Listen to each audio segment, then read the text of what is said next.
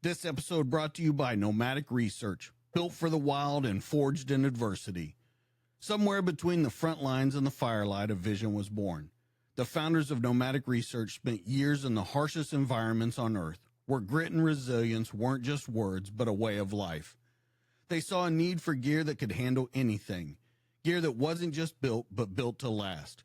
From battlefields to backcountry trails, every piece of Nomadic Research gear is designed with one mission: unyielding performance for those who refuse to quit. The founders believe in patriotism, personal responsibility, and the freedom of the great outdoors, because adventure isn't just a weekend escape, it's a way of life. Born in the heart of Afghanistan, forged in adversity, and built for the wild, Nomadic Research is gear for those who go further. You can start your adventure at nomadicresearch.com. My mother was murdered when I was really young. So we went to some guardian. Me and my sister was abused heavily by this couple. And there's nothing we could do about it, you know. So we had to deal with that from time I was 8 until I was 18. For a decade, I had to deal with that. And as soon as I turned 18, I was gone. We're not cold-blooded killers. We are country managers. You're not going to defeat that ideology of religion. You're not going to defeat that. You can't do it. You know, no matter how many you slaughter, that whole line of, what was it in Okinawa, or was it the line of Japanese, no matter how many you mow down, there's going to be more that have that ideology is just going to keep coming at you. And I couldn't figure out how they were able to keep their thumbs on these places that were so far out that there's no communications with the outside world. And these families are just, a village of 20 folks or 30 folks. And they are all scared to death of the Taliban, who's nowhere near them. And they ran the last Humvee off the road, and it hit this big concrete thing in the median, and flipped the Humvee and killed 4 of our Iraqis, and really hurt one of our SEALs that was with us. And it was at that moment that I started hating Blackwater forever at that point, because they just kept driving on and just left us there with this mess. And it was at that moment I realized that it ain't done till it's done. What's going on, Byron, man? I'm so glad that you came by and talked to me. We got hooked up through a mutual friend of ours, and I, after looking through your history, I'm so excited to be talking to you today. Well, to tell you the truth, I think it was Nick, wasn't it? It was Nick at Lesser Known that hooked us up, and it was really on a technical question. Right, it's really on a technical question. You're like, oh, hey, what the hell? But then I went, I said, sure, we'll do a podcast. And then I went back and looked at your videos. I'm like, holy shit, he's got some heavy hitters on there. What the hell would he want to talk to me for? Well, you've got quite a story yourself. And on this show, we talk over, the whole career, how you changed as a person, how it's affected you today. But we always kind of start going back to the early days in your childhood. What made you kind of want to go down this road? Can you walk us through what gave you this life of service? Well, I didn't have a very good childhood, just so you know. It was pretty shitty, actually. So when I came of age that I could break away, I wanted to break a long ways away from that. You know what I mean? And to tell you the truth, the Army was it. If you want to get away from your hometown, join the Army. That'll get you away. Most people, like my friend Sue, you probably have heard of Sue LaRue already. He broke away, but he didn't break away for the Army. So he had to work at different places and stuff like that. But I was like, you know what? I need a job where I have a purpose and guidance and all that. And so I chose the Army. And of course, the infantry is not a bad place to start, I suppose. No, it's not. And definitely if you want to get away and kind of become a whole new person, that's the way to do it. Yeah. It's like, we don't care about your past when you get there. Yeah. Does that make sense? Yeah. No, 100%. So what was it about your childhood that you wanted so badly to get away? Because I didn't have a bad childhood, but I did want to get away when it was time. Well, my mother was murdered when I was really young. So we went to some guardian. I had a guardian, her sister, and it was a shitty situation. Me and my sister was abused heavily by this couple. And there's nothing we could do about it. The state just like, where the hell else are we going to put these two kids? Right. So we had to deal with that from time I was 8 until I was 18 for a decade. I had to deal with that. Does that make sense? And I did not, didn't have a civilian job. I worked in high school, worked on the farm the whole time. And then I was like, I am getting away from this situation. And as soon as I turned 18, I was gone. I still graduated high school. I was 18 in high school, but I moved out, still went to school, believe it or not, so I could get my diploma and all that. And a lot of folks don't do that. Once they're in that type of shitty situation, they move out. They don't have to go back to school if they don't want to. And I still did that. And then I was like, you know what? I'm joining the Army. And I was gone at that point. With your sister, I'm guessing younger sister. A year and a half younger, yes. Okay. So she's going quickly behind you, but were you ever concerned with where she was at while you were gone? Because moving away that quickly and stuff, were you ever concerned about it? She moved in with our grandmother at that time, which was a bit of a shelter for her. So they didn't want her anymore either because, she couldn't do anything to farm work and all that. So she moved in with her grandmother, which, she coddled her a little bit until she was able to move out also. So that worked out for her too. Yeah, it sounds like it did. So you decide to go in. When you go there, everything that you thought it was going to be, or were you just trying to get away and didn't really think I didn't care what it was like. It had to be better than what I was in. Does that make sense? 100%. And it was considerably better than what I was in. The friends, I had friends in high school, and prior to this too, but those are friends. I got it. But the guys you meet in the military, those friends are forever. I hate to say that, I do have childhood friends, but I rarely talk to them. I can go years without speaking to them. Not that I don't want to. It's just that I don't think about them like I do friends that I had when I was in infantry. I had one die recently from cancer, and I was talking to him once a week. We were still friends, from the early 80s or mid 80s rather. So, I finally had that family. Does that make sense? 100%. I finally had that family. Another question to that would be, you have that family finally. Is that the first time you have like a good male role model figure with those drill sergeants? Absolutely. Because my father left my mother when I was young, left us. So we just had her. And then we had my guardian and my aunt and uncle, and that uncle was a fucktard. He was also abusive.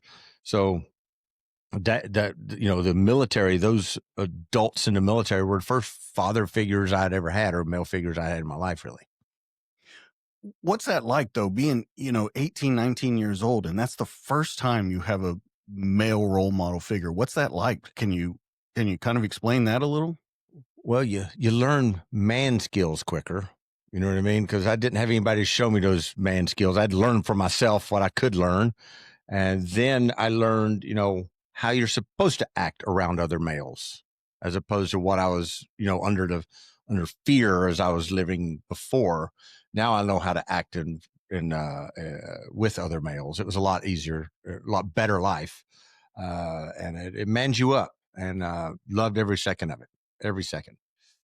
That's it's great to hear that, but it's sad to me that it happens so far into your lifetime that before you really know that kind of person that's going to teach you how to do it. Did that follow you kind of throughout your career of, you being in charge of troops and new guys coming in? Did that all kind of mesh with you and you kept it? Every bit. I swore when I joined the Army, I am changing.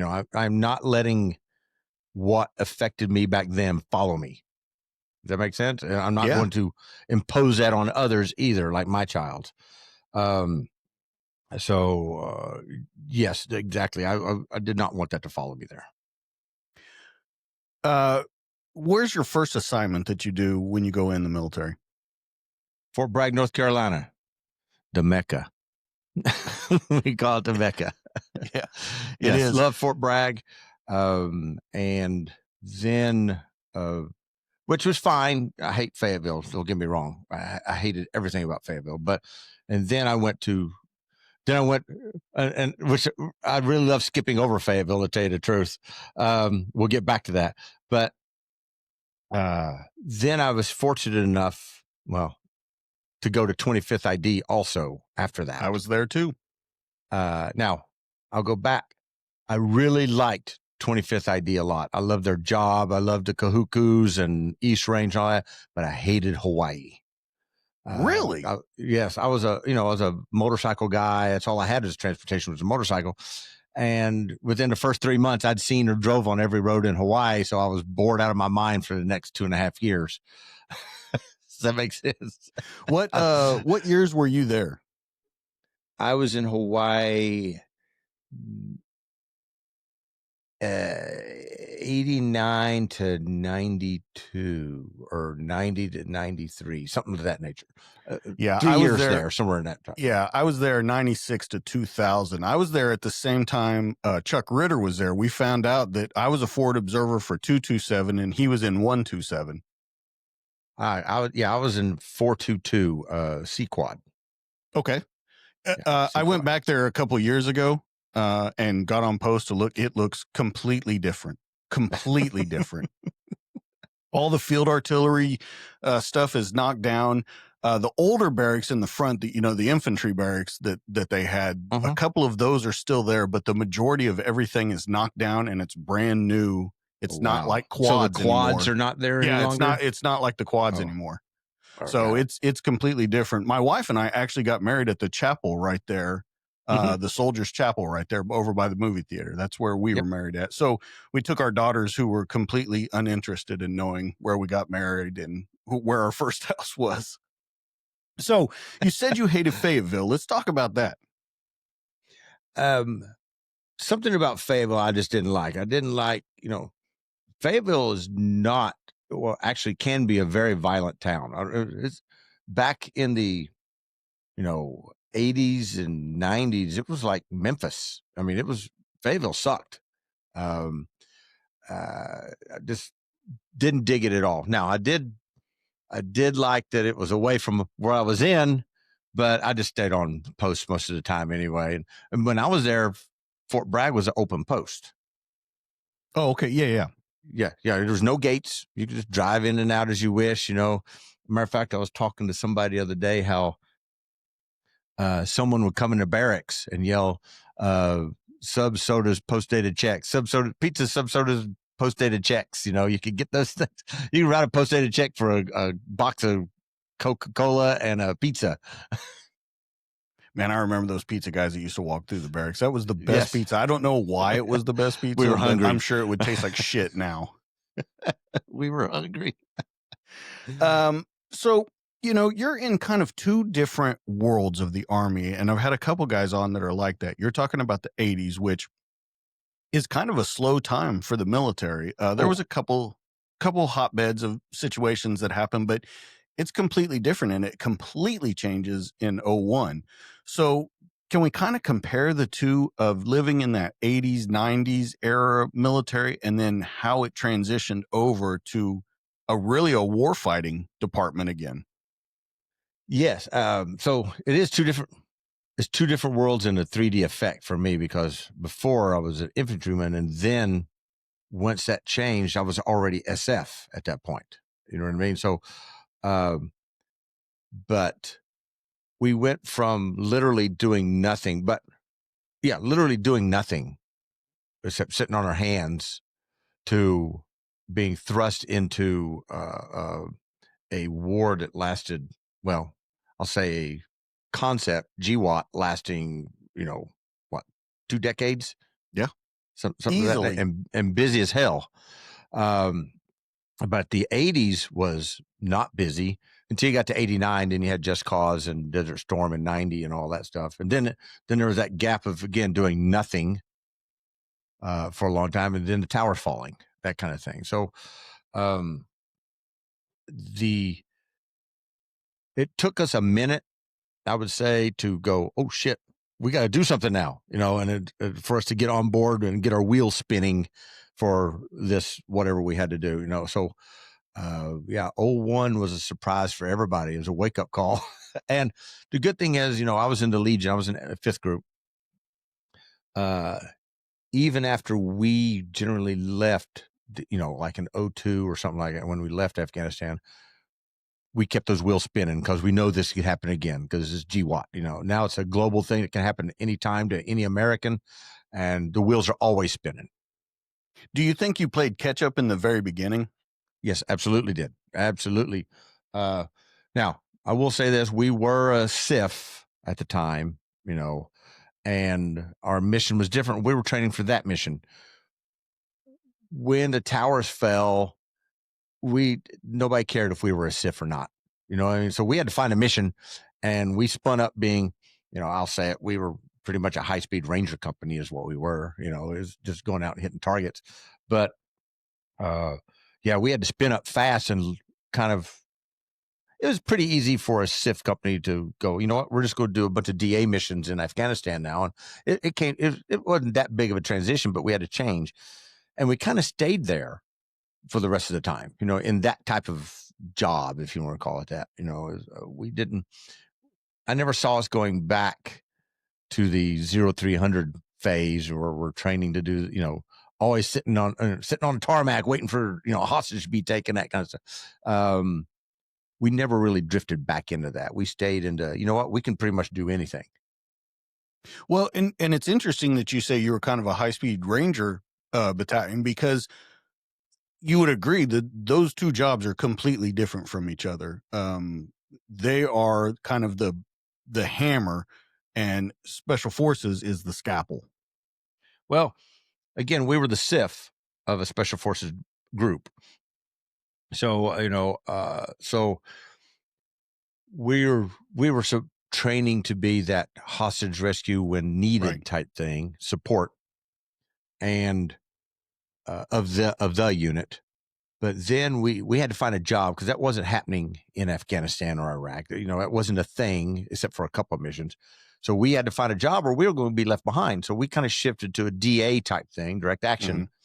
And we were pretty high speed direct action guys. Didn't have to be hostage rescue. We just took the hostage out of the equation is all we did. Right. And once you do that, it opens up for you. Does that make sense? You can do more. You can literally do more. So yes, versus a Ranger company, what I equated it to is a good Ranger company could do the same thing we were doing. Come in helicopters, hit a target, take all the bad guys back home with you and all that kind of stuff. Ranger company could do the same thing. So do you remember what you were doing in 01 and how it kind of changed the landscape? Because I've talked to a lot of guys that were, in at the time, and like you said, you were training for a different kind of mission. But did you think right then, like, okay, it's real now and everything's changed? So fortunately, prior to like July of 01, I had just PCS back from Bragg. I was a phase 1 instructor, for the Q course. I had to go do my SWIC time. I get back and right back to A15, and they said, hey, you got to go, you're going to go be the Fox on ODA 513. And they were at Desert Spring. Now, Desert Spring is in Kuwait. Okay. So the CIF at the time was not allowed to be part of Desert Spring. The Kuwait government didn't want the CIFs in there. But we went under the guise of being part of Desert Spring instead. So we were just sitting there. We'd train and all that. So I happened to join up with the unit in like August is when I got there in Kuwait. And I was there and we were going through air marshal course. Our company was going through, the half a company that was there was going through the air marshal course, the Kuwaiti air marshal course at the time when the towers fell. And we had to watch it from there, watch everything from happening from there. The rest of the company was back here, the Carl Ericksons and all of them. that half was here, but we were actually going through the air marshal thing, and we were literally finding out exactly how they could have done this. I mean, we were going through all the secret stuff. I won't say secret. I say the stuff you don't normally learn of knowing about aircraft. What can be done to an aircraft to get into certain doors and stuff like that, but it's funny that we were weird that we were going through an air marshal course when the towers fell in Kuwait. Do you think that, I mean, knowing that kind of stuff, it kind of gives you that special qualification of knowing a little deeper than everyone else what they know about it? That was exactly it. We're like, well, the only way they could have done this is this, and done this and that. And actually the instructors that were there, they were Kuwaiti instructors, they're very good. Were also helping us learn that information, and it was then that we realized that after this attack, it is changed forever how we're going to do business, as a group, like fifth group, how we're going to do business then. And from then on, fifth group has been on point for everything. We did not slack off at all, and the CIF itself, we decided, well, if we want to get to work, we're going to have to change our mission on our own a little bit to wiggle into some work on this whole thing. Well, and I'm glad you brought that up about the training and stuff, because, you spent your whole life pretty much in the military in unconventional warfare training. What part of that training do you think changed you the most as a man, not just as a soldier? Probably, we're not just unconventional warfare. That's this thing. We're also FID and a few other missions. But I will say the training part, being able to train like FID, Foreign Internal Defense, being able to train folks on the regular, being able to become a teacher, because, and really Green Berets are teachers. We're teachers first because we always said this to Q Corps students. You're not scared of the 10 Green Berets that you're faced up against. You're scared of the 1,000 people that are standing behind them that they just trained. That's the people you should be scared of. And that being able to train folks and seeing that process of watching a unit grow after you train them, that's what I really enjoyed the most, to tell you the truth. With that training and working with so many different foreign counterparts and things like that, you get a different perspective on the wars. You learn it from not just a war stance, but you learn it from a geopolitical level. Do you Absolutely. think that kind of changed the way you fought the war?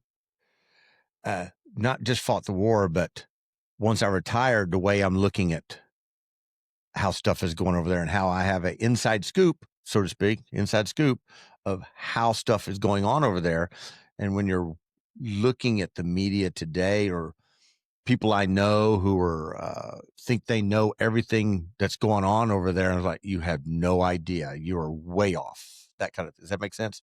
Yeah. You can come to me and say, well, these people want to do this and that. It's like, you're wrong. You're wrong. I've lived there. I've had to deal with this, through the whole political thing, emotionally too, how emotional they are and how emotional we can be with them. And it's not simple. Hey, pull this piece of information out and say, hey, the whole thing between Palestine and Israel is just over this. No, I'm sorry. That's not the way it is. They just don't get it. And I hate saying it, but I will. Most Americans have no idea what they're talking about when it comes to that. They don't. They're just going off, feeding off of the the media that they hear, and take 10 days and go to Yemen for 10 days. And you'll learn real quick. Is that dangerous that most of them don't know what they're talking about? Absolutely. It's dangerous. It's dangerous for us, even though they don't know what they're talking about over there, it's still dangerous for us. I mean, we're seeing it. What's this new mayoral candidate that we have coming up in New York City? Oh, they just don't realize it. Minneapolis, another prime example. They just don't understand. And then when we interject that, hey, it's not really like this. This is the way it is. We don't know what we're talking about. We're only looking at it from a warmonger's perspective. No, as an SF guy, we look at it from every perspective. Not just the Marines going in and taking Fallujah. We're looking at it from every angle, theater, a whole 9 yards. And we work with them on a daily basis, every day. And we see the bad that can happen from that. We also see the good. There is good, but we're able to articulate that back. And the folks that I know and the folks that also, they just don't care. They don't want to hear that part. So let's talk about some of the differences that people don't understand. And let's talk about Afghanistan. Let's talk about Iraq. And then you brought it up. Let's talk about Gaza, of what people aren't understanding that's going on in these places or went on when you were over in them. Okay. So Afghanistan, I was there for the invasion, and I probably got out of there in May of 2002, somewhere around in there. We were just doing DA missions. So we really didn't interact with Afghanis at all. However, I brought this up on our podcast that we did. The one image I still can't get out of my head is, as much as we as a unit wanted, I'll say it, revenge for for the towers falling and all that. We also were SF guys, and we also realized it wasn't the Afghani people that did this. You know what I mean?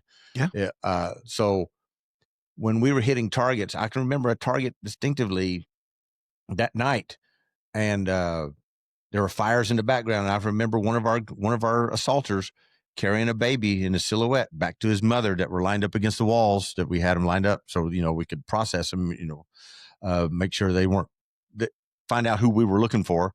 But I can remember him carrying that baby, black silhouette, nice and gentle, to his mother. So, so she could be secure in knowing that her baby was okay and all that kind of stuff. That's the stuff that SF guys do. You know what I mean? We're, as much as we wanted to just obliterate the country, we knew it's not that way. Does that make sense? Yeah. Here's the thing, though. You say that you want revenge and you want to go over there, but it's not the Afghani people. You realize that it's not the Afghani people. But this was such a new thing for us to be doing. How do you separate the difference in the beginning? Because you really don't know until we start fighting that war who to trust, who not to trust. And even sometimes that fails us. So how do you do it when you first get over there? Well, I think it comes from a mindset of, we were selected to be this way.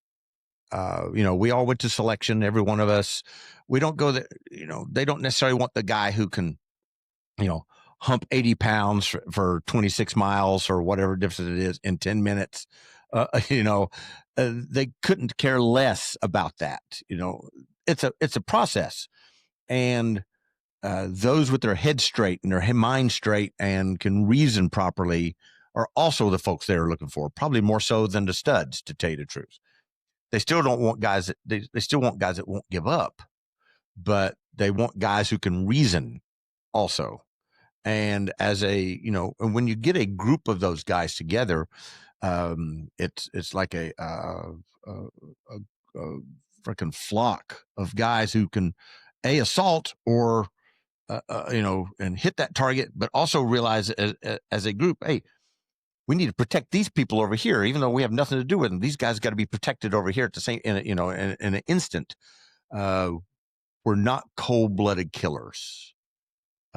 We are country managers. We manage I've never countries. heard it said that way, but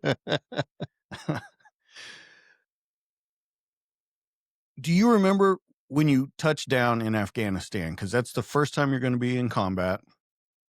Do you remember the sights, sounds, the smells, the emotions, what you're thinking? Well, I do. We were A-15 was actually in Masira Island, and we were waiting on, because at the time we were at Masira, there was everybody wanted in Afghanistan. And it would go back to, we were a CIF, and the commander was a naval commander. I think it was a naval commander that was in charge there. He didn't realize that he had a CIF on his base that he needed to get into country. So our commander, Joe Whalen, he actually was constantly in his ass going, hey, you have a CIF on your base right now that you need to get in country. So eventually, I would say we were in Masira like 2 weeks before we hopped into Afghanistan, and we were on C-130s, believe it or not. Had Humvees on our vehicle or on our aircraft and everything. We were on C-130s, bumping around, making our way at night into Afghanistan, and landed in Kandahar. And I can remember them driving and just shoving the pallets off the damn vehicle, just shoving them off, because they didn't want to hang around there, and they needed to get back. And we got off that aircraft fast. It was like a helicopter assault off a C-130. Get off on that airfield, and then and stay off the grass. They didn't want something to grass. Not that there was a sergeant major in the room or in the area. It's just that they didn't know what was mine and what wasn't mine. Stay off the grass. Okay, got it. But yes, you just land in the total darkness off the back of a C-130, slam, throw the pallets off, throw the vehicles off, the whole 9 yards. All right, see you later, guys. And we're like, cricket. It was a good time though. There was already folks there. They were under blackout conditions. It was it's pretty cool. Heavy equipment running around. You had to make sure you didn't get run over by a tracked vehicle or some shit like that by accident, but yeah, it was a little chaotic, but it was controlled chaos. I could tell. How fast do you think that offload was?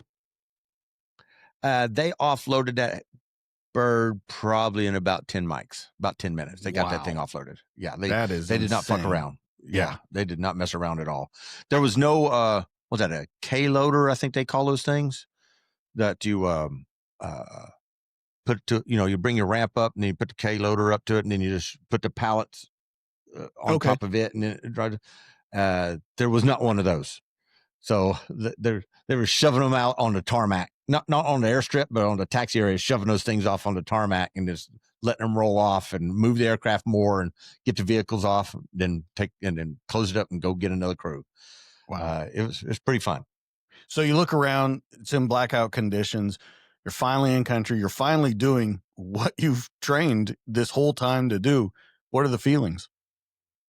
Every one of us were so excited that it was like, we stayed in a place called the Rose Garden. It was a little compound right next to the airport. And we had little tents that we all had. And we were so excited that we were getting intel immediately, and we were building sand tables the next morning for targets. And we were so excited to get into this. There was no, let's make sure our shit's straight before we go. No, we were ready to get off the bird and start doing missions. We were so excited about it.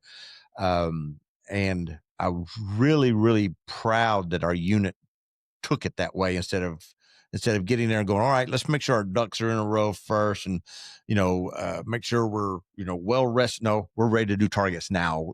We probably could have rode in a CH-53 from Masira Island and hit a target. We'd have been fine doing that too. So what do you think is the biggest thing that you didn't understand about Afghanistan that you learned once you're on the ground, once you're running missions? I didn't understand how vast everything is. These villages and these long, it took us forever to fly to one village or something like that. How was the Taliban able to put their thumb on all these people? You know what I mean? Because not everybody there was Taliban. The Taliban just ruled the place. But I'm like, how are they able to keep their thumb on these people? It was, and they did it through religion. That's how they did it. You're not going to defeat that ideology of religion. You're not going to defeat that. You can't do it. No matter how many you slaughter, that whole line of, what was it in Okinawa, or was it the line of Japanese, and no matter how many you mow down, there's going to be more that have that ideology is just going to keep coming at you. And I couldn't figure out how they were able to keep their thumbs on these places that were so far out that there's no communications with the outside world. And these families are just, a village of 20 folks or 30 folks, and they are all scared to death of the Taliban, who's nowhere near them. Does that make sense? It does, but I almost wonder, was it just religion, or do you think it was religion and fear? Oh yeah, well, yeah, fear through religion, if you want to put it that way. This is how the Quran says it. This is how we're going to do it. Period. And they were scared to do anything because of the strictness of how they interpreted the Quran and how they were going to impose their will on the Afghan people or any other people that they might expand to. And I guess they're doing it again right now, just like Hamas in Gaza right now. They're through fear and religion. They'll say we'll use religion, but the fear of using religion against them, that kind of thing. But it's that ideology you can't fight. You can fight it, but you're not going to win. You're really not. You're not going to be able to make them change in any way, shape, or form. It's not going to happen. They'll never see the Western views. Okay, so that brings up so many other questions, though. You can fight them. Okay, let's break this down and kind of unbox this one by one.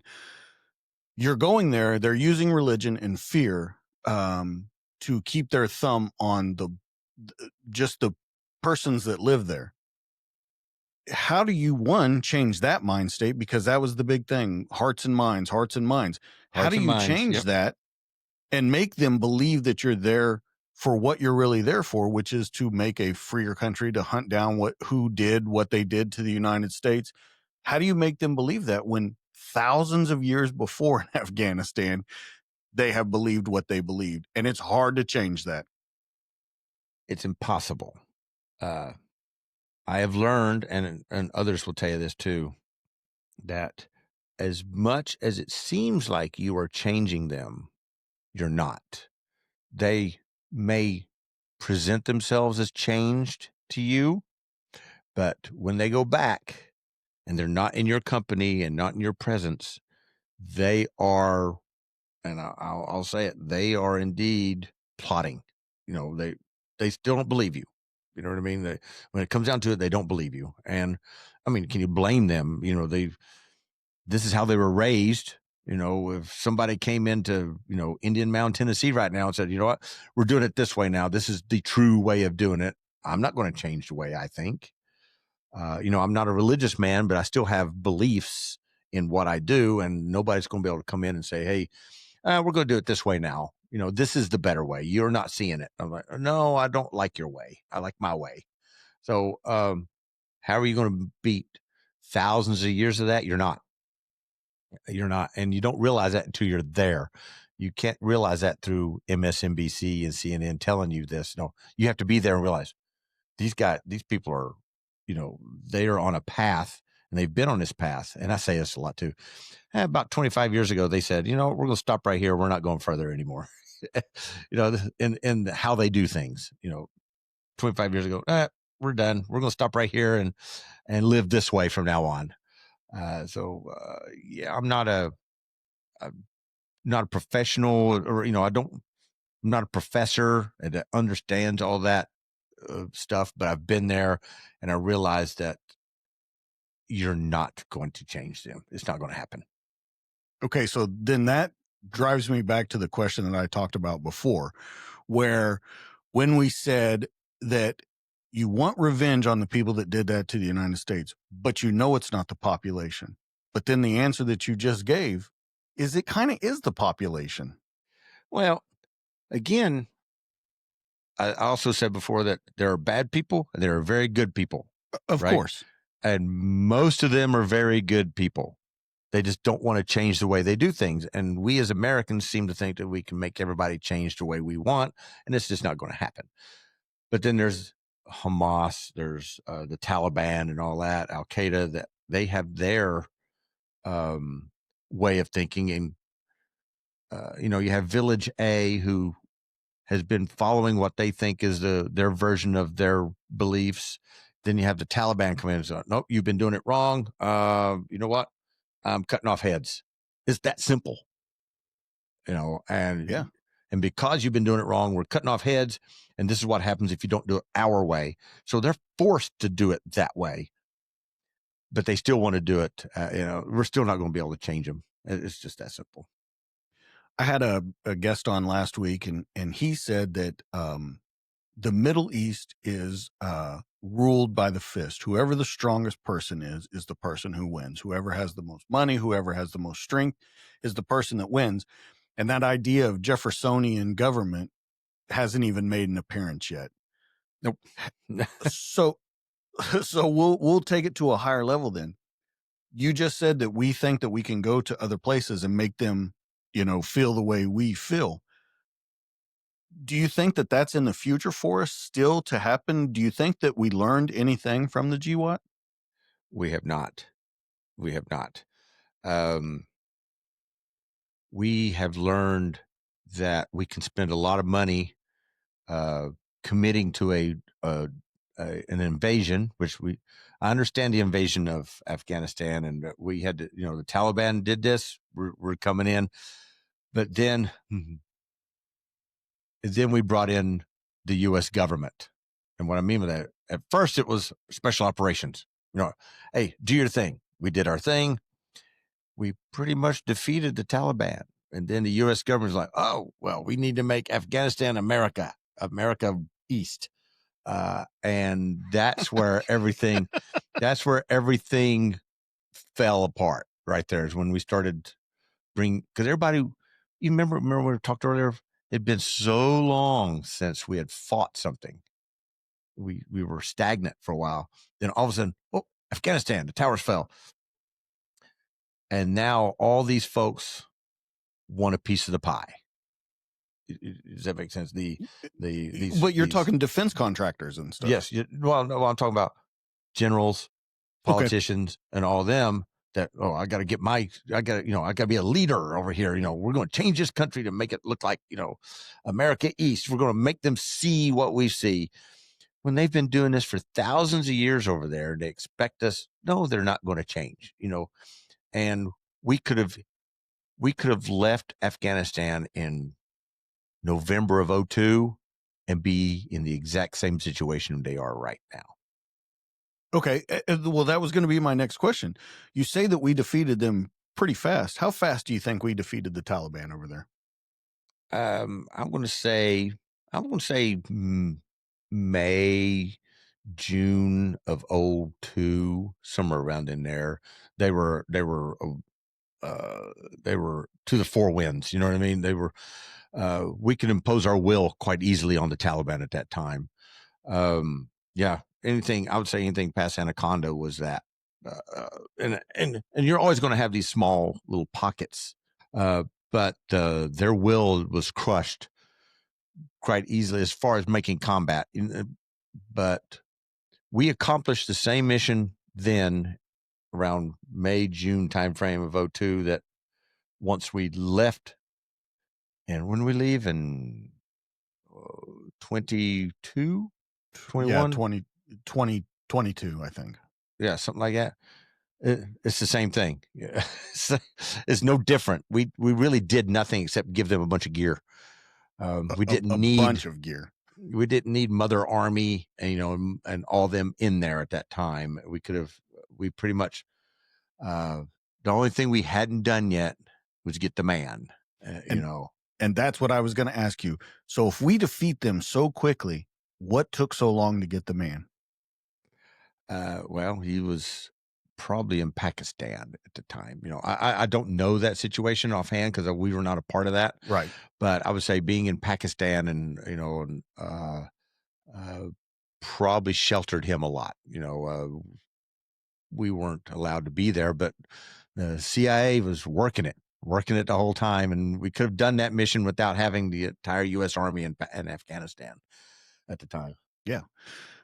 All right, let's move over to Iraq then. So let's talk about what people don't understand about Iraq, because I think that one came on the heels so quickly after Afghanistan that we kind of tried to put our fingers in the pie in another country. And then that kind of opens us up to a war on two different fronts.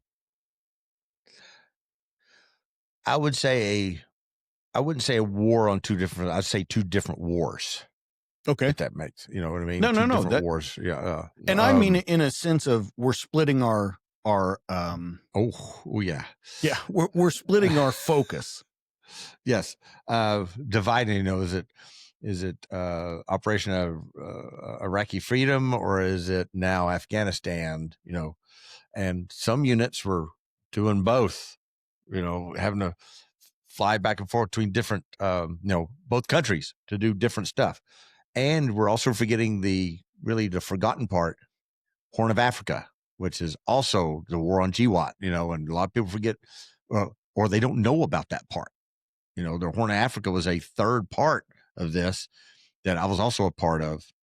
But going back to Iraq, we were on the invasion of Iraq also, and then we ended up being a regular rotation into Iraq, and the CIF I was in and didn't have anything to do with Afghanistan any longer. We were strictly doing rotations in Iraq because we were again that high-speed Ranger company is what I call it, and but we were able. It was at this point we saw the real brutality of what one human can do against another. And that is, I'm not saying us against them. Yes, we can be brutal too, but what religion can do, like the in Solder City, you come up on a torture chamber, you know, you roll into this torture chamber and you realize, how could they do this to people here? You know, they're beheading folks wholesale, torturing them. And I'm like, how as a human being can they do this? And that's what you see. Again, being a Green Beret and an assaulter, you know, all in one package, you still show that compassion. You're like, how these things do this to human beings. You just can't sit there and go, you know what? I don't care. They're just killing themselves. You know, it doesn't work that way. And we saw it a lot, and we would go back with that luggage. You know what I mean? Back to the team room at the fob, and bring that luggage back with you and go, and you're thinking about that all the time. And it really fuels you a little bit more to help them more, help the people more. But that was busy times. Iraq was really busy for us. What do you think you're doing the most in Iraq that's different from Afghanistan? It would be hitting hard targets. Afghanistan with targets, they weren't really that hard. It wasn't that, you know, they were in, you know, mud wall compounds, easy to hit, but hitting targets in Iraq was really hard. They were ready for you all the time there. And we were able to get more intel. It's a city, you know, it's Baghdad.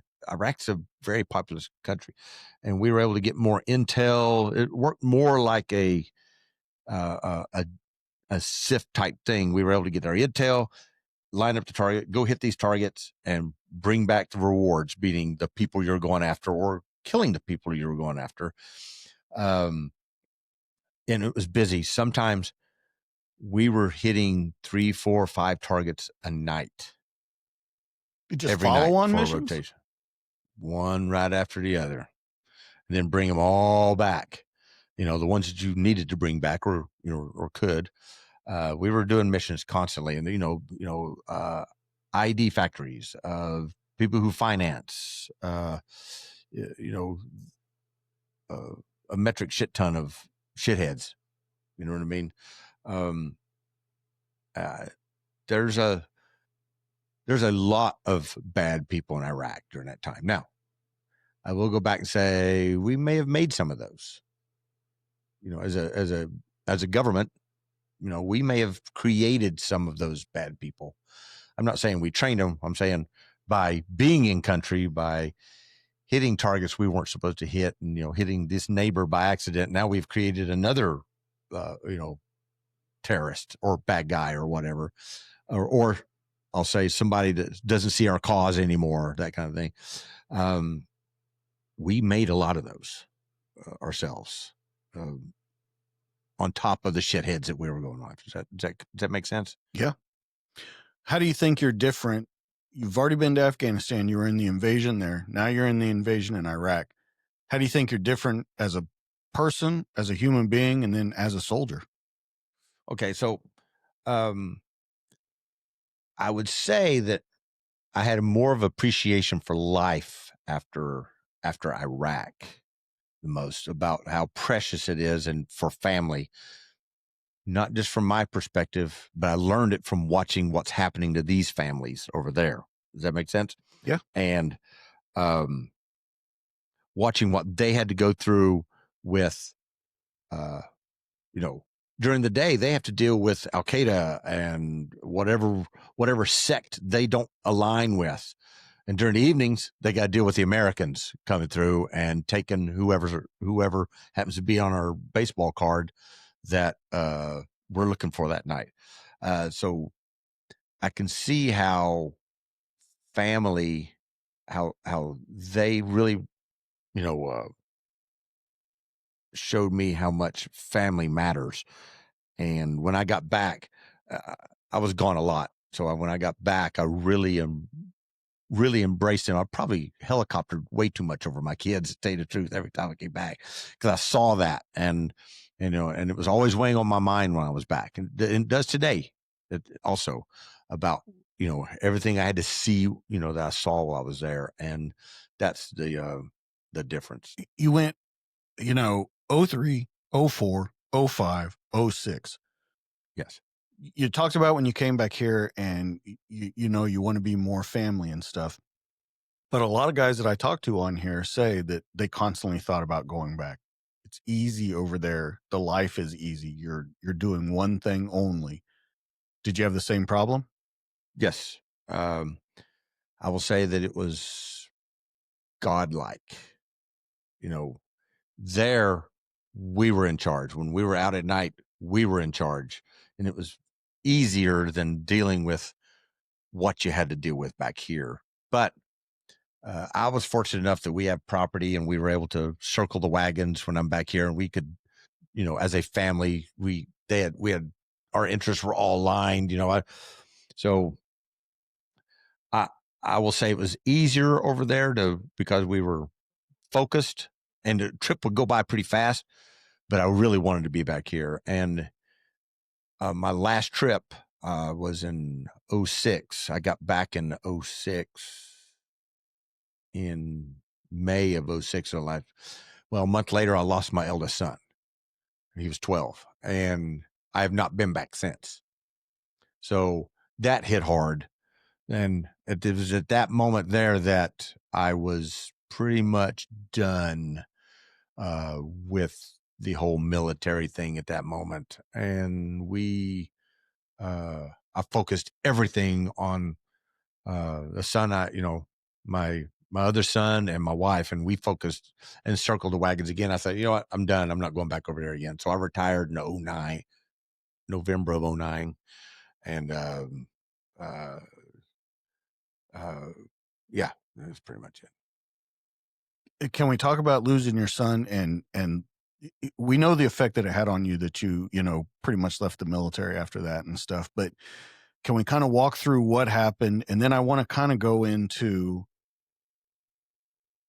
your thoughts, not only on getting out of the military, but if you wasted time before, if you ever thought, I did this and I loved my job, but I should have focused on other things.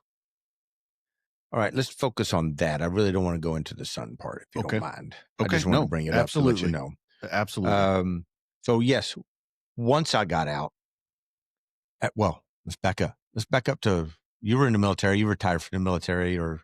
No, I was just in for 8 years, and I got out. But you still transitioned. There was that, of course, 3-month transition right there, to where you have to go through these classes and all that.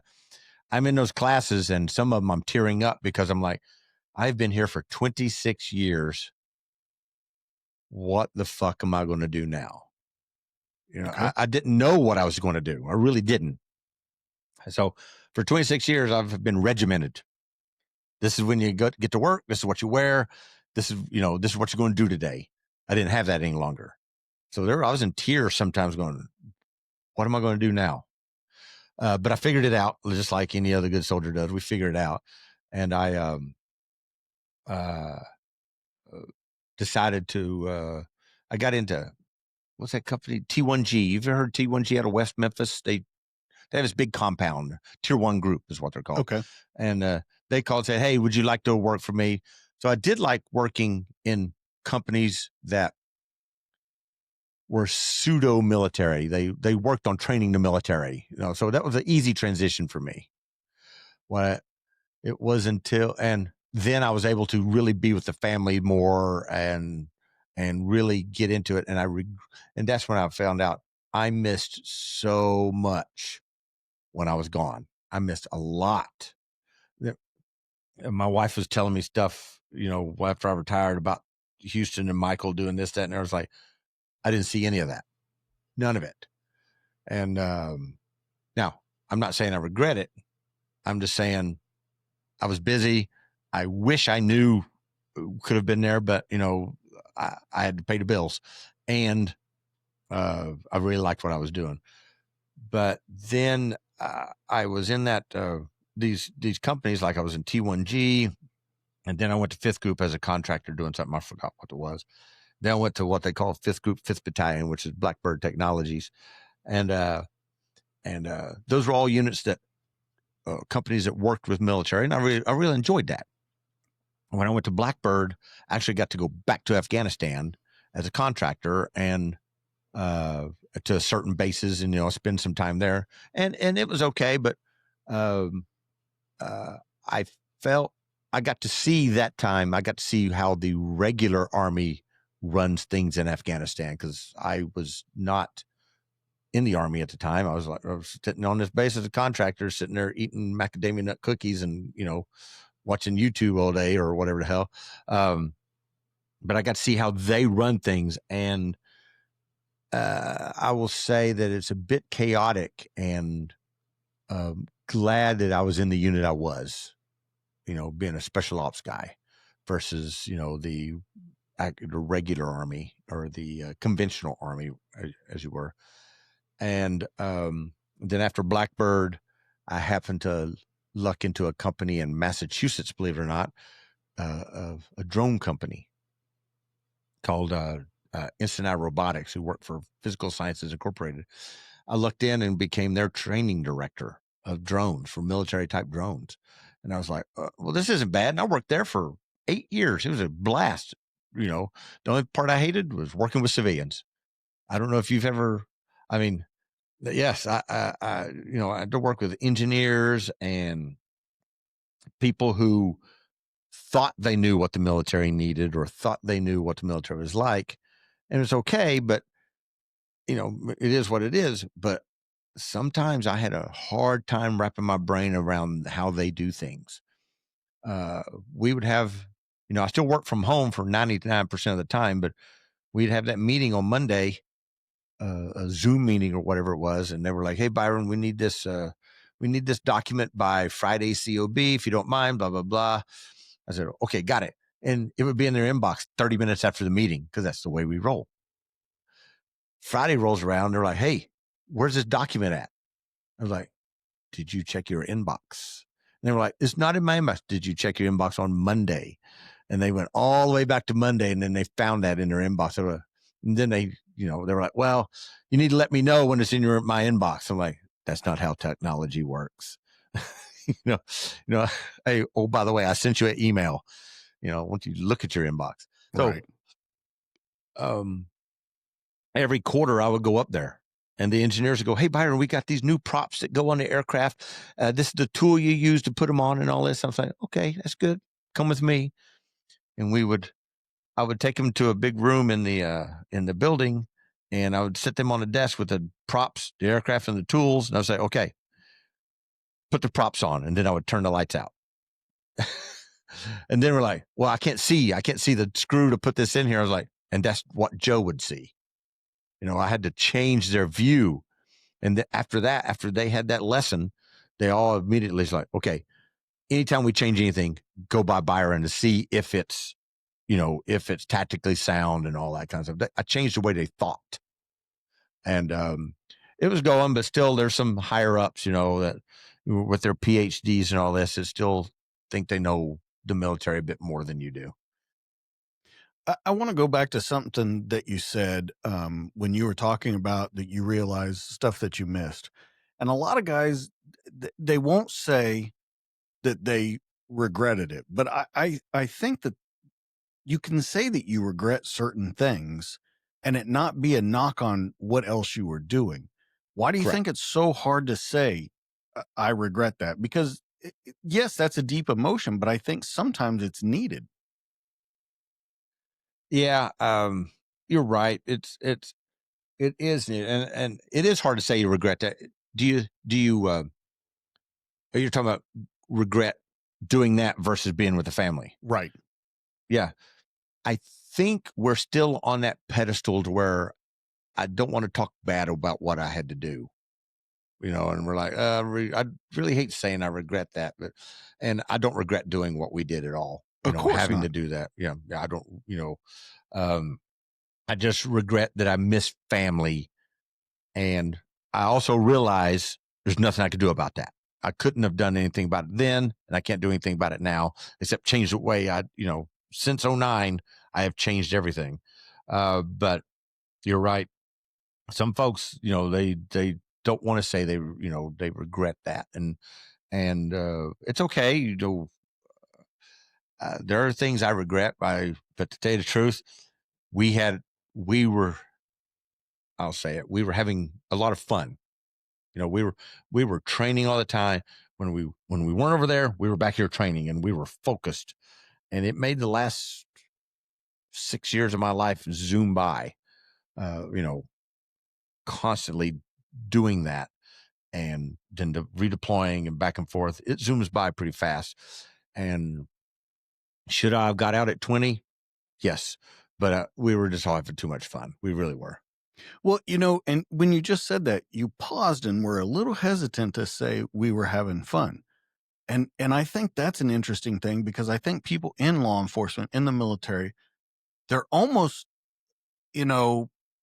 a little nervous to say that kind of stuff is fun, because the normal outside person looking in will go, what are you talking about fun? How could that be fun? And they don't understand it. Do you agree with that? Oh, I agree wholeheartedly. That again, it's those outside looking in going, they just don't understand. They don't get the concept behind it. As bad as things like Fallujah and all that was happening, if you were to go up to some of them Marines today and they were like, yeah, we were having a blast. It was a lot of fun. Yes, they lost friends and all that, but their friends would say the same thing if they were still alive today, that they were having a blast. No pun intended. But they were having a good time. It was fun. And it was doing that too. You learn so much that you can take and push to the next generation of military. You know what I mean? And you're able to, push that onto them and say, hey, this is how we did things. Even to this day, the unit that I was in, even to this day, they still use SOPs that we developed during that time frame. And they're still using those today. They're like, you guys had 6 years to build this up, and we were fortunate enough that we're really close with them today. Us old guys, we're still close with that unit today, and we have a reunion every year, and we get to discuss this type of stuff. But you're right. A lot of people they're like, do I really say we were having fun over there? Yeah, we were having fun. When you meet up with these people and you kind of relive that life every year when you do this reunion, do you think it gets easier and easier to transition back into your quote unquote civilian life as you do it? Because I can only imagine the first time you guys meet up and you have that camaraderie and that brotherhood that we talked about in the very beginning. And then you go back to your job where you're working with engineers and PhDs. Does the transition become easier and easier every time you do it? Yeah, it does. I learned, I am fully retired now, though. I don't go back anymore. I'm fully retired, got my own businesses now. But yeah, it's much easier now. just like anything else you do. Being a retired military is a job in its own, and you eventually learn how to navigate that. Let's go back to Afghanistan, Iraq. I want to know, in each country and in all the deployments that you did, if there's a mission that stuck out in your head that you still think about, and it can be a good mission, it can be a bad mission, how it changed you to operate differently. But is there one thing that you think sticks out in both of those? Yes. It was in Iraq. We were on our way back from rolling up a couple of shitheads, and we had them with us in our Humvees. And it was at night, and we're convoying back. And when I say we are convoying back, we had Iraqi, what's called the ICTF, Iraqi Counterterrorism Force. We had them as drivers and gunners, and very good at what they do, because we did everything at night under nods, blacked out the whole 9 yards, just getting it in those Humvees. Great. And then we, on a highway, bumped into, meaning we were wanting to cross and go this way, and there's another unit being the guys from Blackwater in their vehicles, and they ran the last Humvee off the road, and it hit this big concrete thing in the median, and flipped the Humvee and killed 4 of our Iraqis, and really hurt one of our SEALs that was with us. And it was at that moment that I started hating Blackwater forever at that point, because they just kept driving on and just left us there with this mess. And it was at that moment I realized that it ain't done till it's done. I mean, usually, they say that, the mission ain't over till you're back in the wire. I got it. But it could also happen with the guys you're supposed to be working with. And losing those guys was that was rough on all of us, even though they were Iraqis and Kurds. I think it was 2 Kurds and 2 Iraqis that was with us. Even though they weren't Americans, they were part of us. And when we had to bag them and take them on post with us, or take them to the base with us, it was hard. It was really hard. And it shaped how we do. We actually, changed a little bit in how we address and work with those Iraqis, because they didn't come up to us, saying that we had messed up, and because we didn't, and they realized that they were assaulters first. They were just like us. And it was that moment, that tragedy, that really bonded us even closer with those guys, the rest of the Iraqis and the Kurds. And we got even better in our training, our missions, and the whole 9 yards. And that was that mission, even though it was tragedy that happened, is that shaped, it really shaped me a lot. That's kind of a good point to bring up, because you have seen both sides of it. You saw that tragedy while you're active duty, and what contractors are capable of doing when they're not paying attention, or kind of, doing their own thing. And then you have been a contractor. So let's talk about both sides of it, because you said I hated Blackwater, which a lot of people will say that they were cowboys and all of those kind of things. But then when you do it too, not with Blackwater, but you become a contractor, how do you kind of settle that in your head? Well, you're right. Except when I was a contractor, I was I would call it a geek, Okay. a technical geek. Okay. I was on the fob the whole time. I wasn't one of those cowboys that goes out. I never left the fob. Right. I was one of those guys. So it wasn't the contractor at Blackwater. It was what Blackwater was doing and getting away with at the time. And they interrupted a few of our missions, based off of what they were doing. Some of them I can't get into, but a lot of times they were in the way, and they considered us in the way at the same time. Now, who's right, who's wrong? Don't know, don't care. All I know is I lost 4 Iraqis that night. That's an interesting question, though. Who's right and who's wrong? You're there at the behest of your government for your country. They're there for a paycheck. Would you agree with that? 100%. So I think that makes the answer kind of easy to say who's right and who's wrong. Yes. But when it comes, there were times at Blackwater and a few of those, they weren't the only company over there like that. I think there might've been a few more that they felt that they were the main effort versus, being a supporting effort. They may be a main effort in their own mission, in their own minds, but they were a supporting effort. The rest of we were the main effort. The U.S., the guys on the ground, the actual green suiters were the main effort. But there was those times where we were butting heads with them because they thought, they might have been that unit.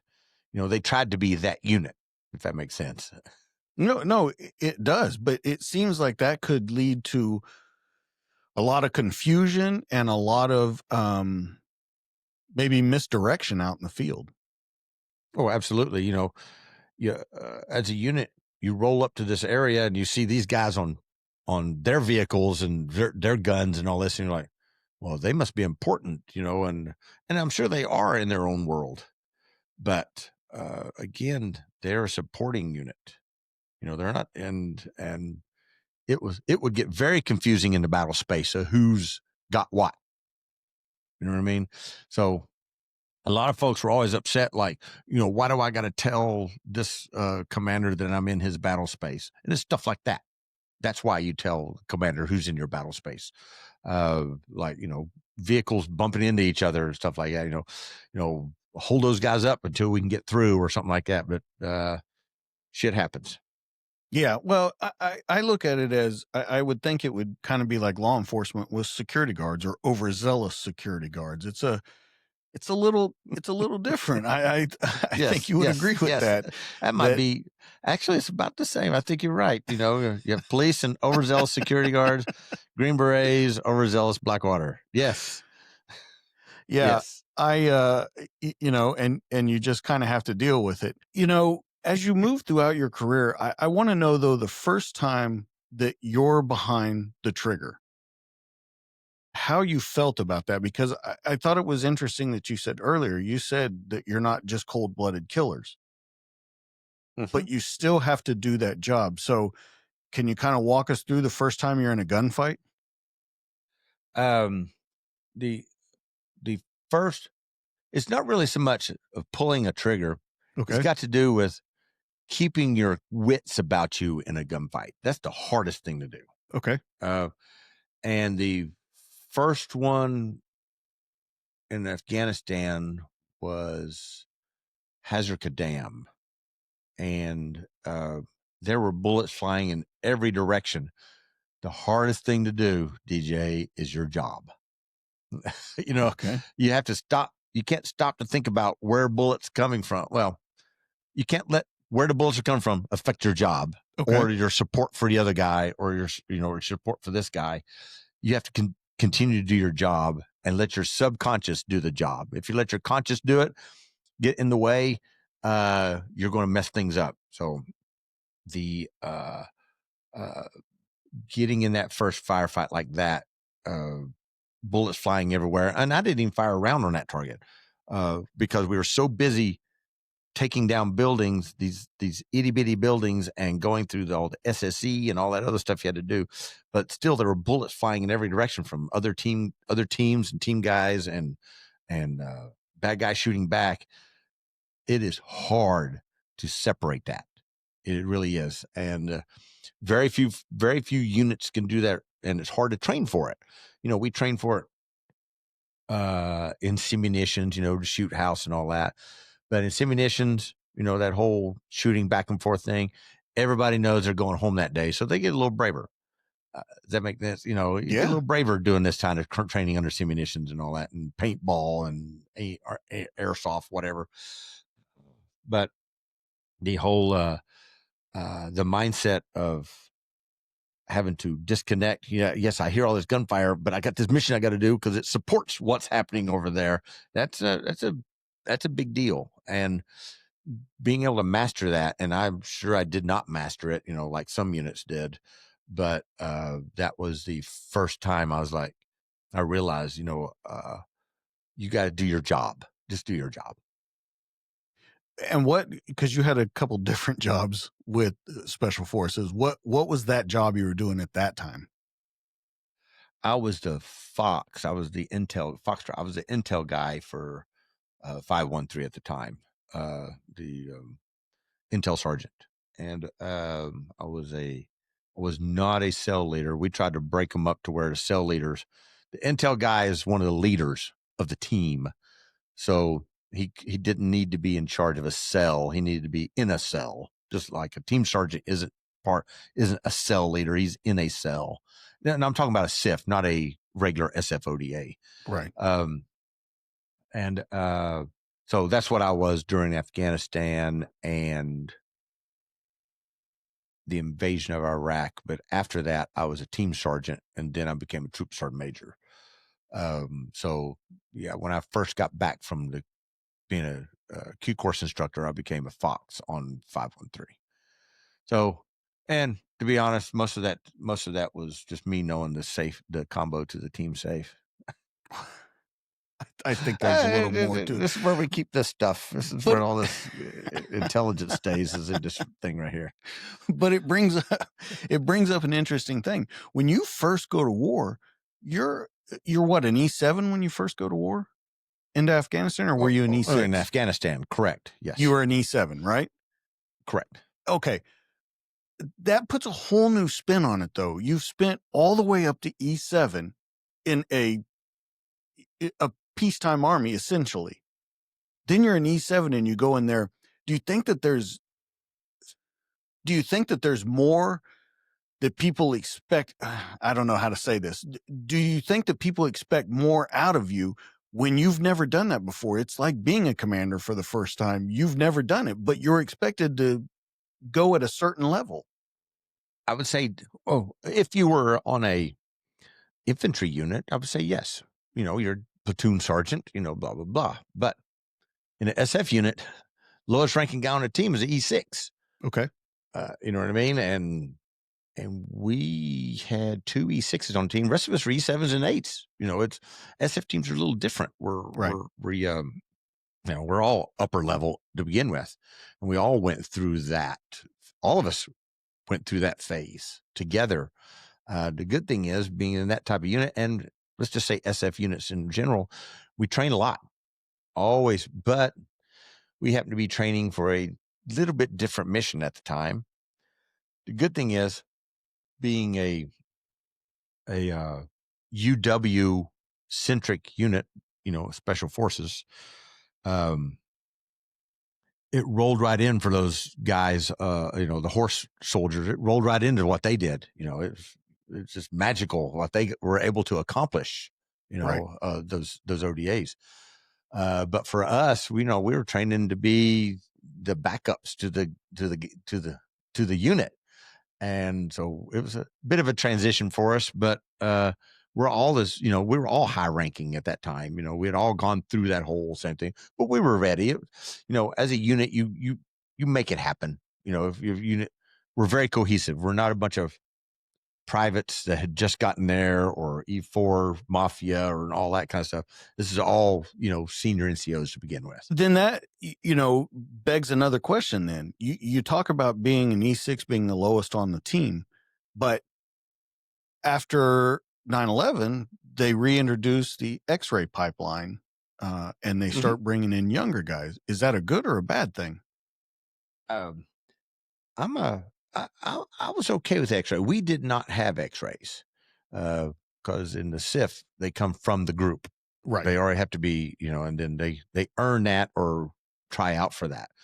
But I always said that if you could take a guy off the street and put him on a good ODA with a good team sergeant, train him, and after a year, you couldn't tell he'd never been in the Army except for that year.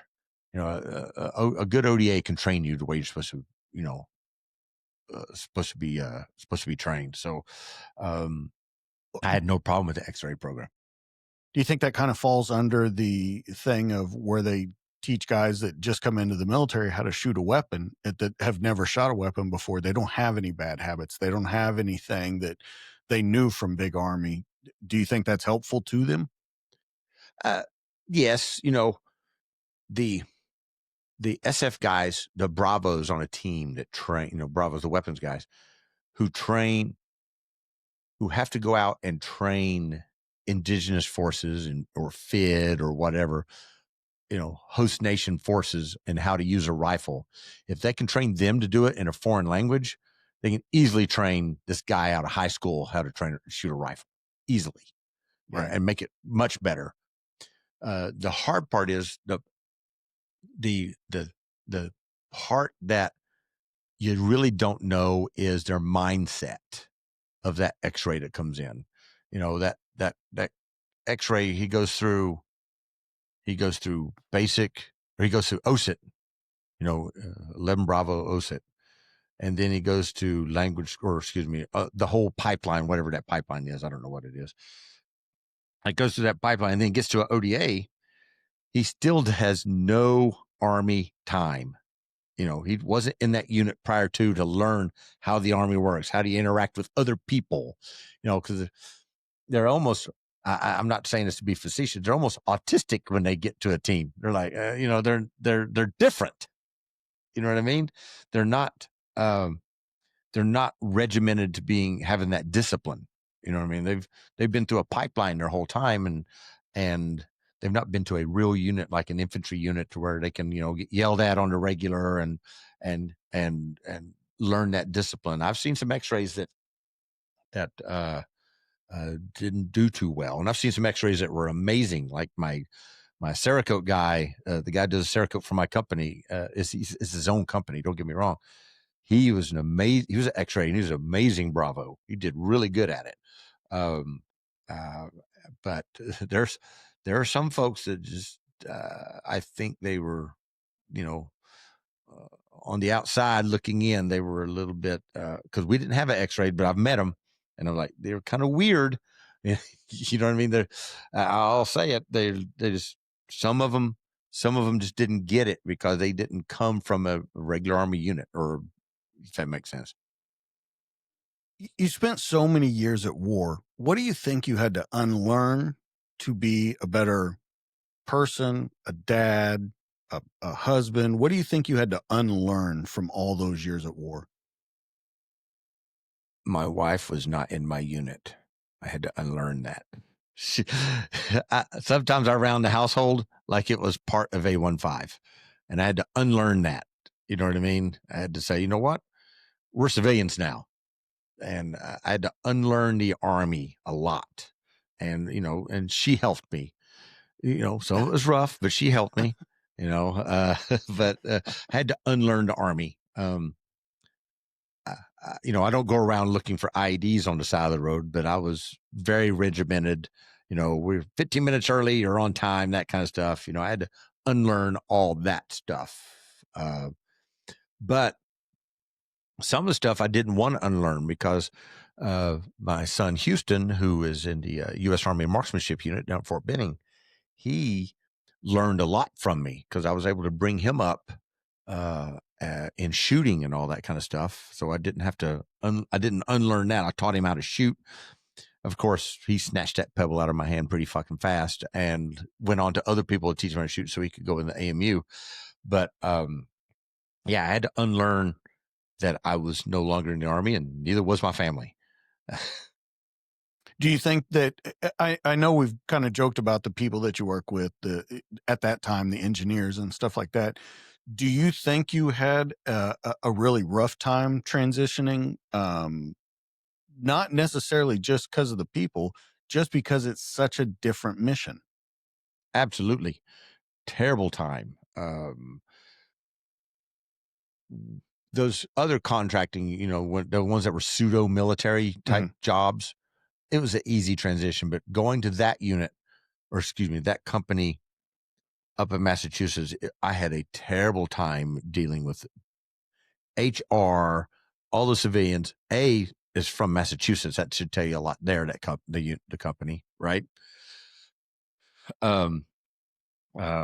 But I really had a hard time dealing with how they did business.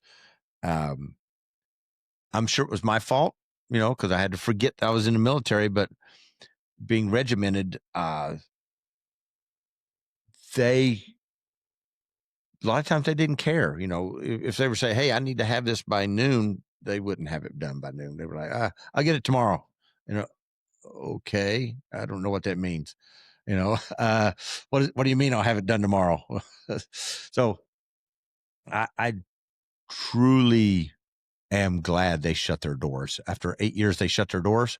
And I was like, oh, thank you, Jesus. So I was tired of it. I was ready to go. There's no breaking away from them, because again, I think I said it before, they know better, according to them, as far as the military is concerned. And, they were making products for the military. And I think I would have a say, and I didn't. I did not have that say. So that's the reason they closed their doors. You think it made you a better business person when you started your company? Yes, I will. Thank you. That's a good one. I figured out that I would not run it the way they did. I took what little I did learn from them and brought it into a military type environment to do. Everything is regimented at my company. On both of them, it's very regimented. But I did learn a few things from them, as far as R&D process and all this. It's not just simply, hey, let's stick this bolt carrier group in a gun and shoot it. No, it is a process. I did learn that from the engineers, and to this day, there's 2 of the engineers I still talk to, because they are very good people and they understood my process or what I was going through.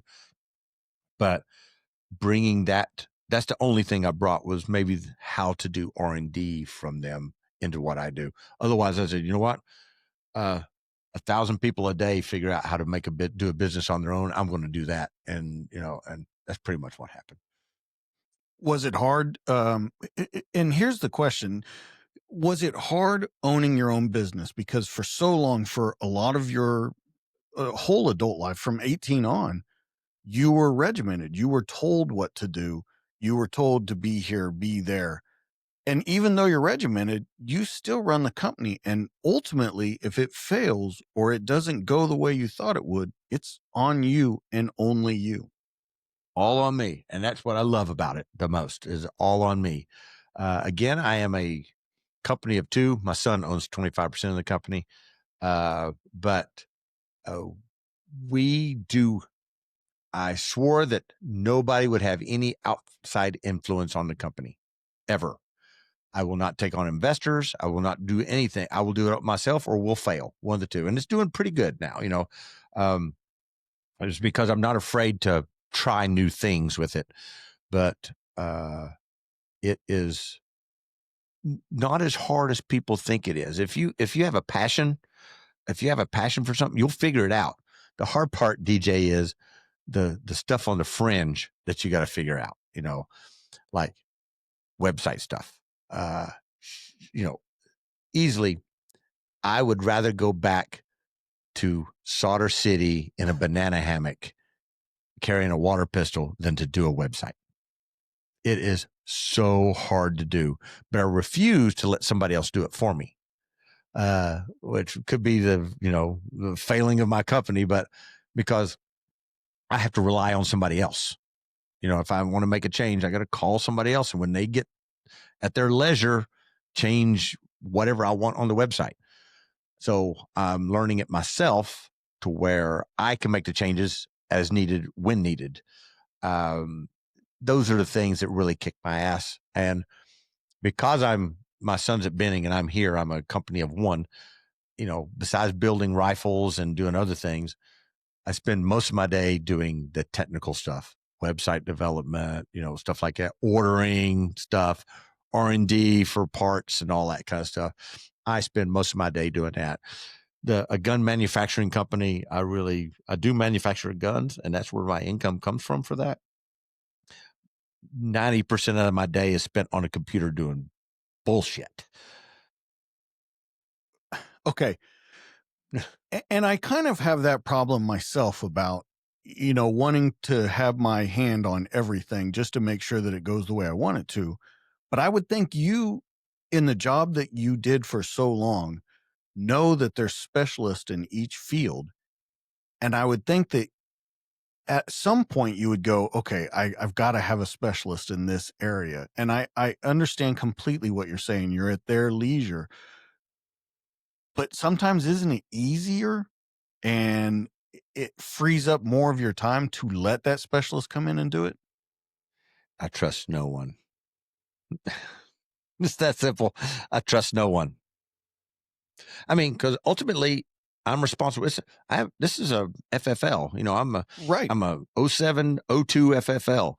And if something fucks up, I don't care who did it. It's on me. You know what I mean? Regardless of who did it. Well, let's talk about the company and the amazing products that you do. And then I want to get into the Greybeard Syndicate and all that kind of stuff. But let's talk about these rifles first, because they are absolutely amazing.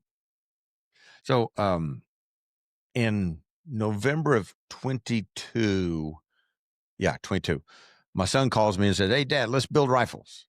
And I was like, I don't get what you mean. He goes, "I bet we build rifles all the time." He's like, "Yeah, but I want to sell them." I was like, "Okay, let's do it." Not knowing at the time, luckily enough, DJ, my wife worked at the largest gun store in Clarksville, Tennessee gun country at the time. She'd been their general manager for a decade, long time.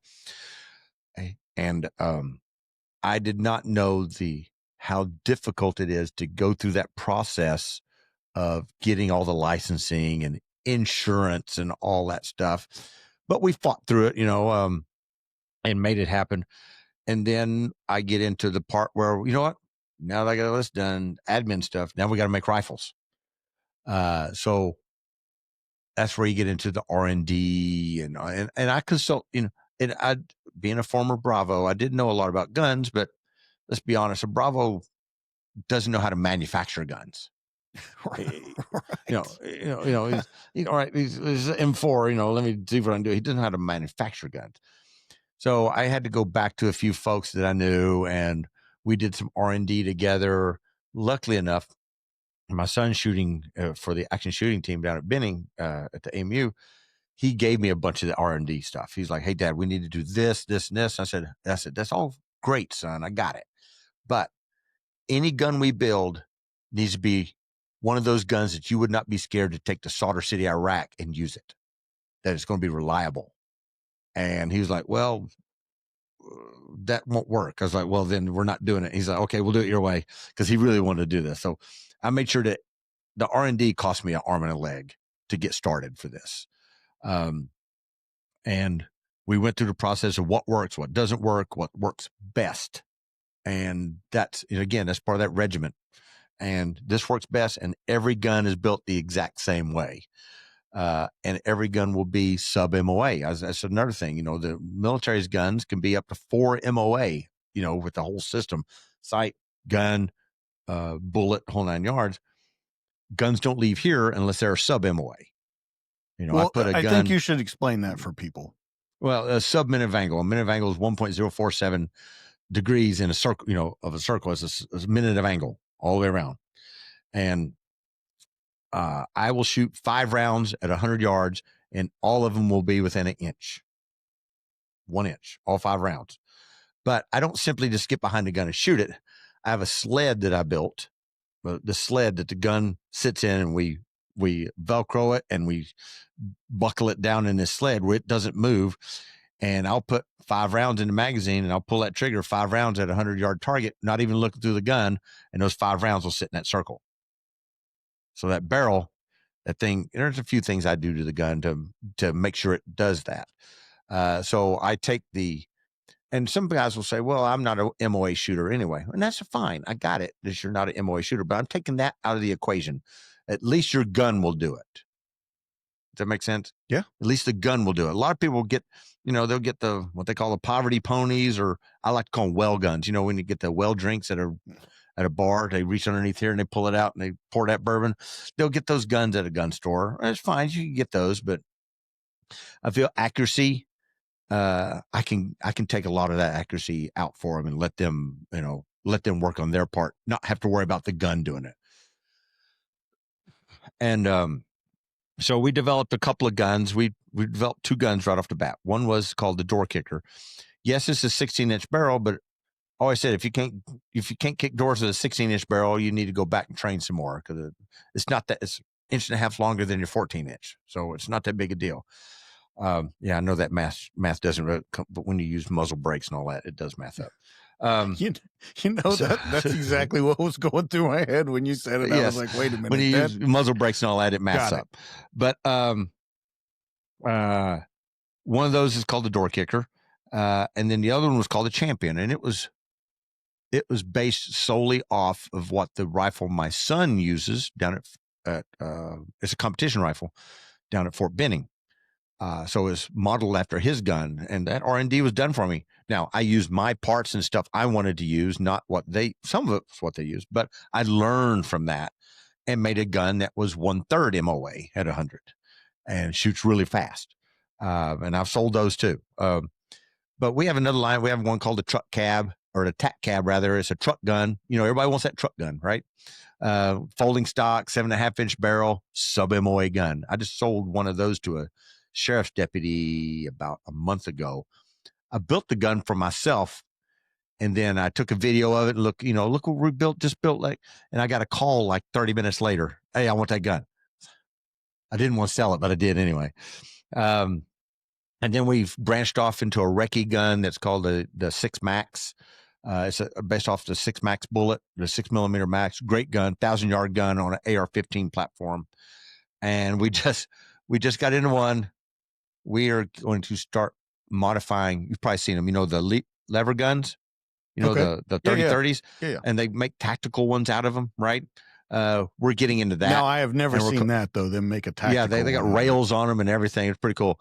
We just started getting into that, and we call it the cow tipper.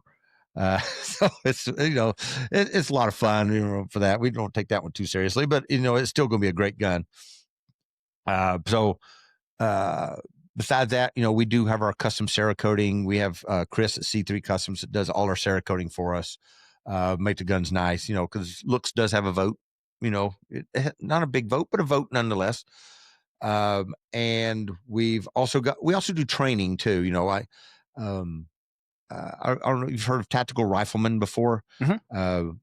I help them train. Every now and then I'll do drone defense for them, because again, I used to work for a drone company. I do drone defense stuff for them, and some land navigation stuff. I also have a shooting simulator. It's right over there, by the way.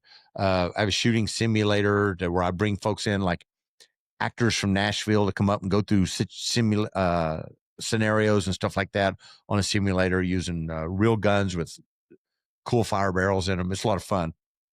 And so I branch off to a few things like that. It's pretty much what we do at Black Armor Guns. All right.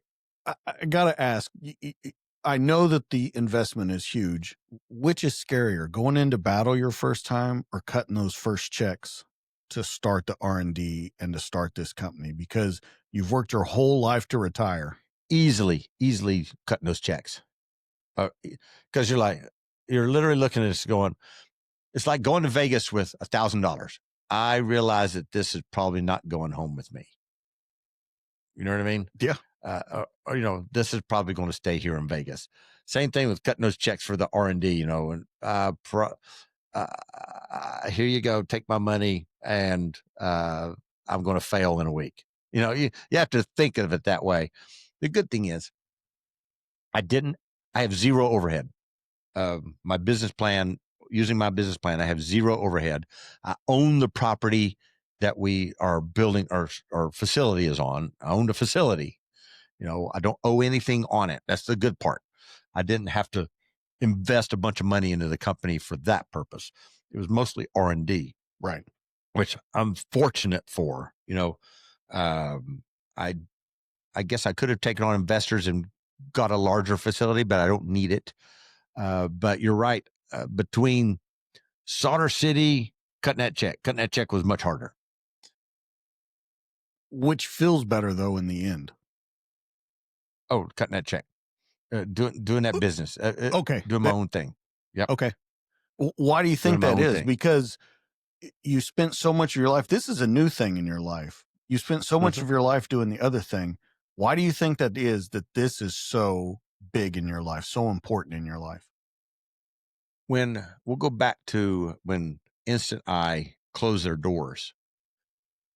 A whole year prior to that, they were always talking about, we're having a rough time and all this. And each time me and my wife talked about the finances, I was like, she's like, what do you want me to work on paying off? I was like, you pay off everything like I will not have my job tomorrow.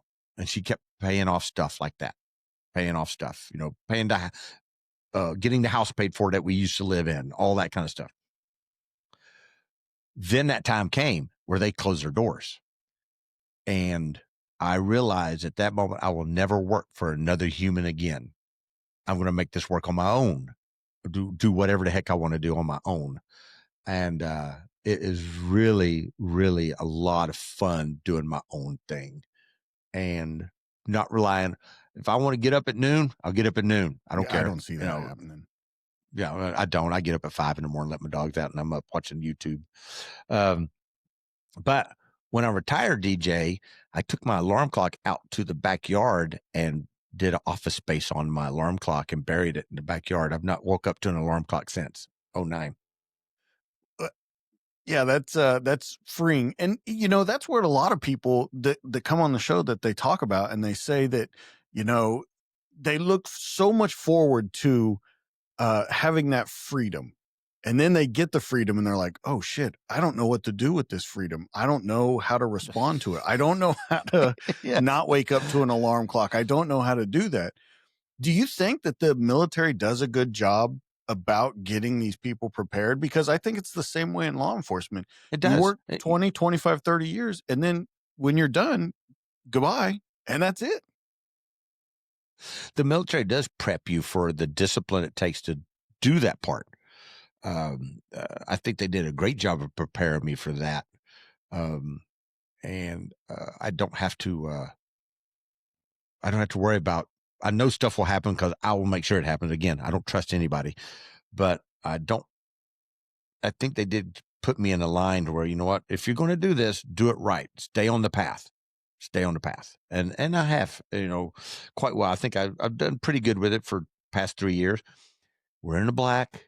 That's all that matters. As long as the money's not coming out of my pocket, my wife doesn't care. I don't care. So why is it that because you have branched out not only with the weapons, now you're on your own podcast. I see that there's a clothing line getting ready to come out because I was trying to look at it. Why do you think that Greybeard? Right. Why do you think that you're just adding to it? Is it because of the past and how you used to work that you're like, okay, I got this. Now let's add this on. Now let's add this on. Do you think that's why it is? Well, let's go to inception of Greybeard. Okay. Ross and Histroff of Tactical Performance Center and Emory Morgenstern of Prime Combat Training are friends of mine. And they were here staying with me while we were doing some videos of stuff. And they were trying to come up with ways to make income besides training. And I was like, you know what? I would like to get in on something else besides making guns. I mean, as long as it doesn't take too much of my time, I don't mind. And so we came up with the concept, and then I came up with the name. I'm in the shower. I'm going, Greybeard. They wanted something Greybeard. And I was like, Greybeard Syndicate. And then they were like, yes, we jumped on it. And, it started off with us three owning the company, but the podcast is actually the second thing that came in. The first thing was, we can do t-shirts. Let's get into t-shirts. T-shirts are good business. I don't know if you knew that or not. Making t-shirts for companies is actually good business. But we wanted more than just making t-shirts. We're like, how do we build a community? So we're like, and we're still working on it. Don't get me wrong. This Greybeard is still in its infancy right now. It's not really started as much. It is a business, but we're still working on it.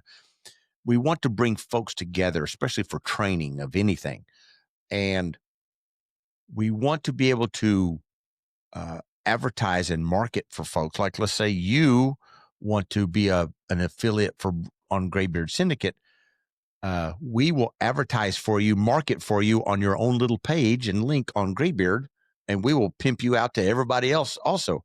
Your only fee is you do your merch through us. You got to do merch anyway. you have to buy merch. If you're going to buy t-shirts for your company, you have to buy it anyway. Just do it through us. Right. And we will, and that's your fee. And because it don't cost us any more to put your page on there and send out a newsletter and let guys know, hey, he's doing this here. If you're in this area, that kind of stuff. That's how we're looking at trying to build Greybeard. And then Emery is like, well, we could start doing podcasts. I was like, well, that's a pretty good idea too. Let's start doing that. We can actually branch out a little more, let more folks know about it. And of course, Emery works a lot of times with tactical rifleman, and he's overseas right now. He's in Israel right now, working there. But he, well, at least he's in a safe place. Yeah, exactly. And he's like, hey, let's do. And so I built the studio, which cost me nothing because I already owned a building. So I just put some things together in here, and we built this little studio. And I don't know if you saw the Greybeard Syndicate YouTube page where there's a few videos on there.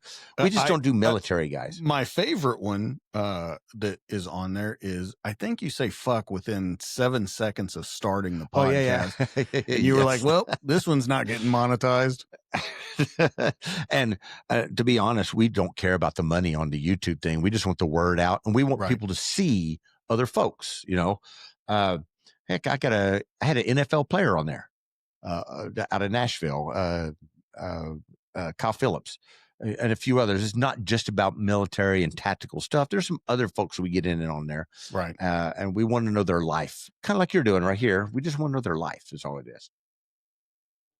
So are you finding out that these conversations are helping you kind of look back on your life a little more and reflect on what you could maybe be doing better and things like that? Because that's the way I feel about this show. Is I hear these guys' story and I think, well, I could maybe be doing this, or maybe this will press me to work a little harder at this area. Do you find the same thing with the podcast? Absolutely. I did an interview of Sue LaRue, and it was a 4-hour video, and I had to break it up into 30 minutes. Nobody's going to sit there and look at a 4-hour video. Right. So I broke it up into 30-minute segments.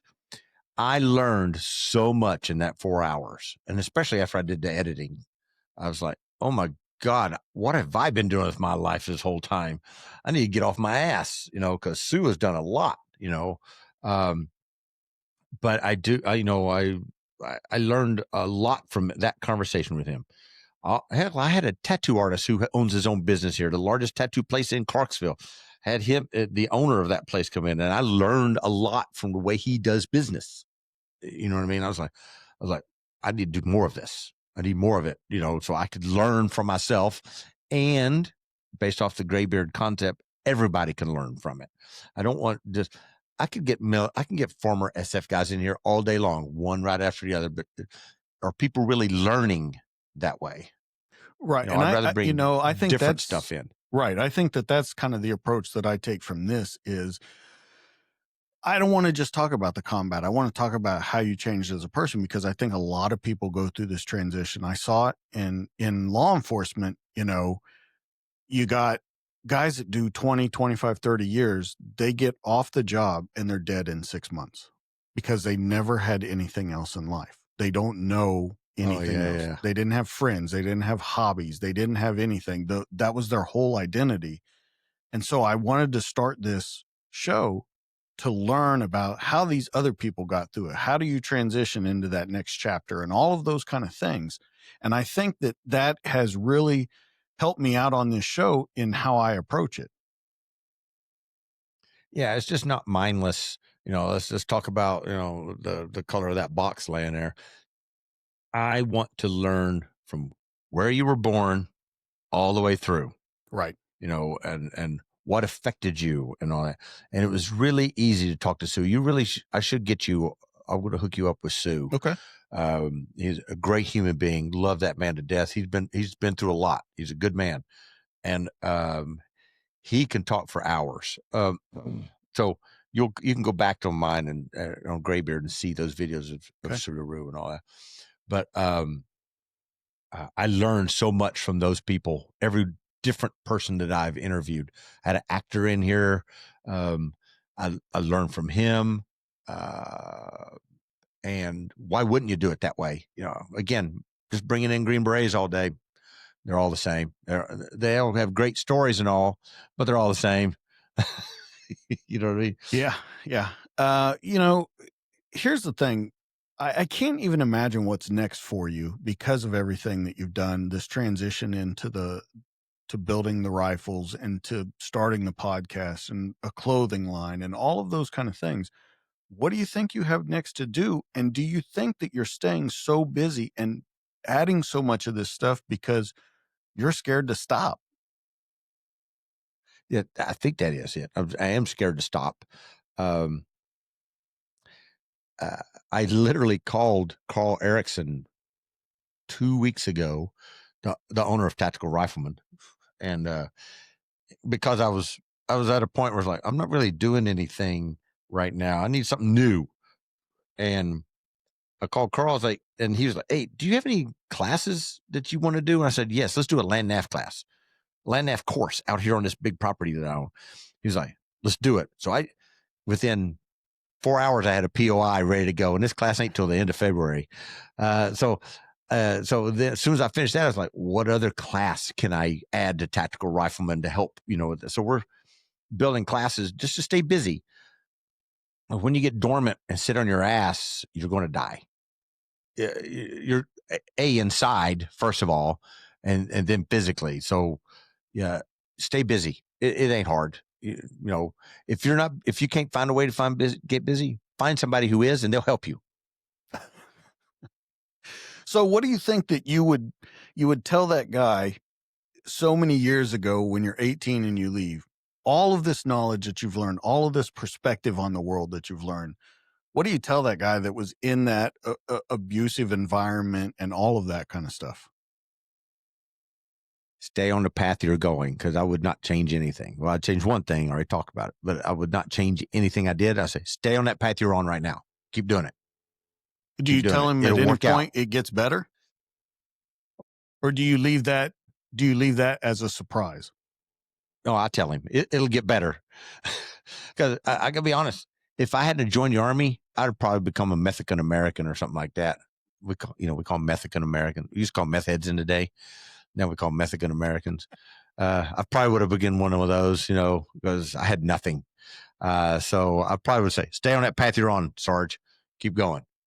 So how does that feel to come from nothing, and to own your own company, to own your own land, to have, a successful family, a successful son in the military, all of those kind of things? When you look back on it, how does that make you feel? Are you done accomplishing stuff?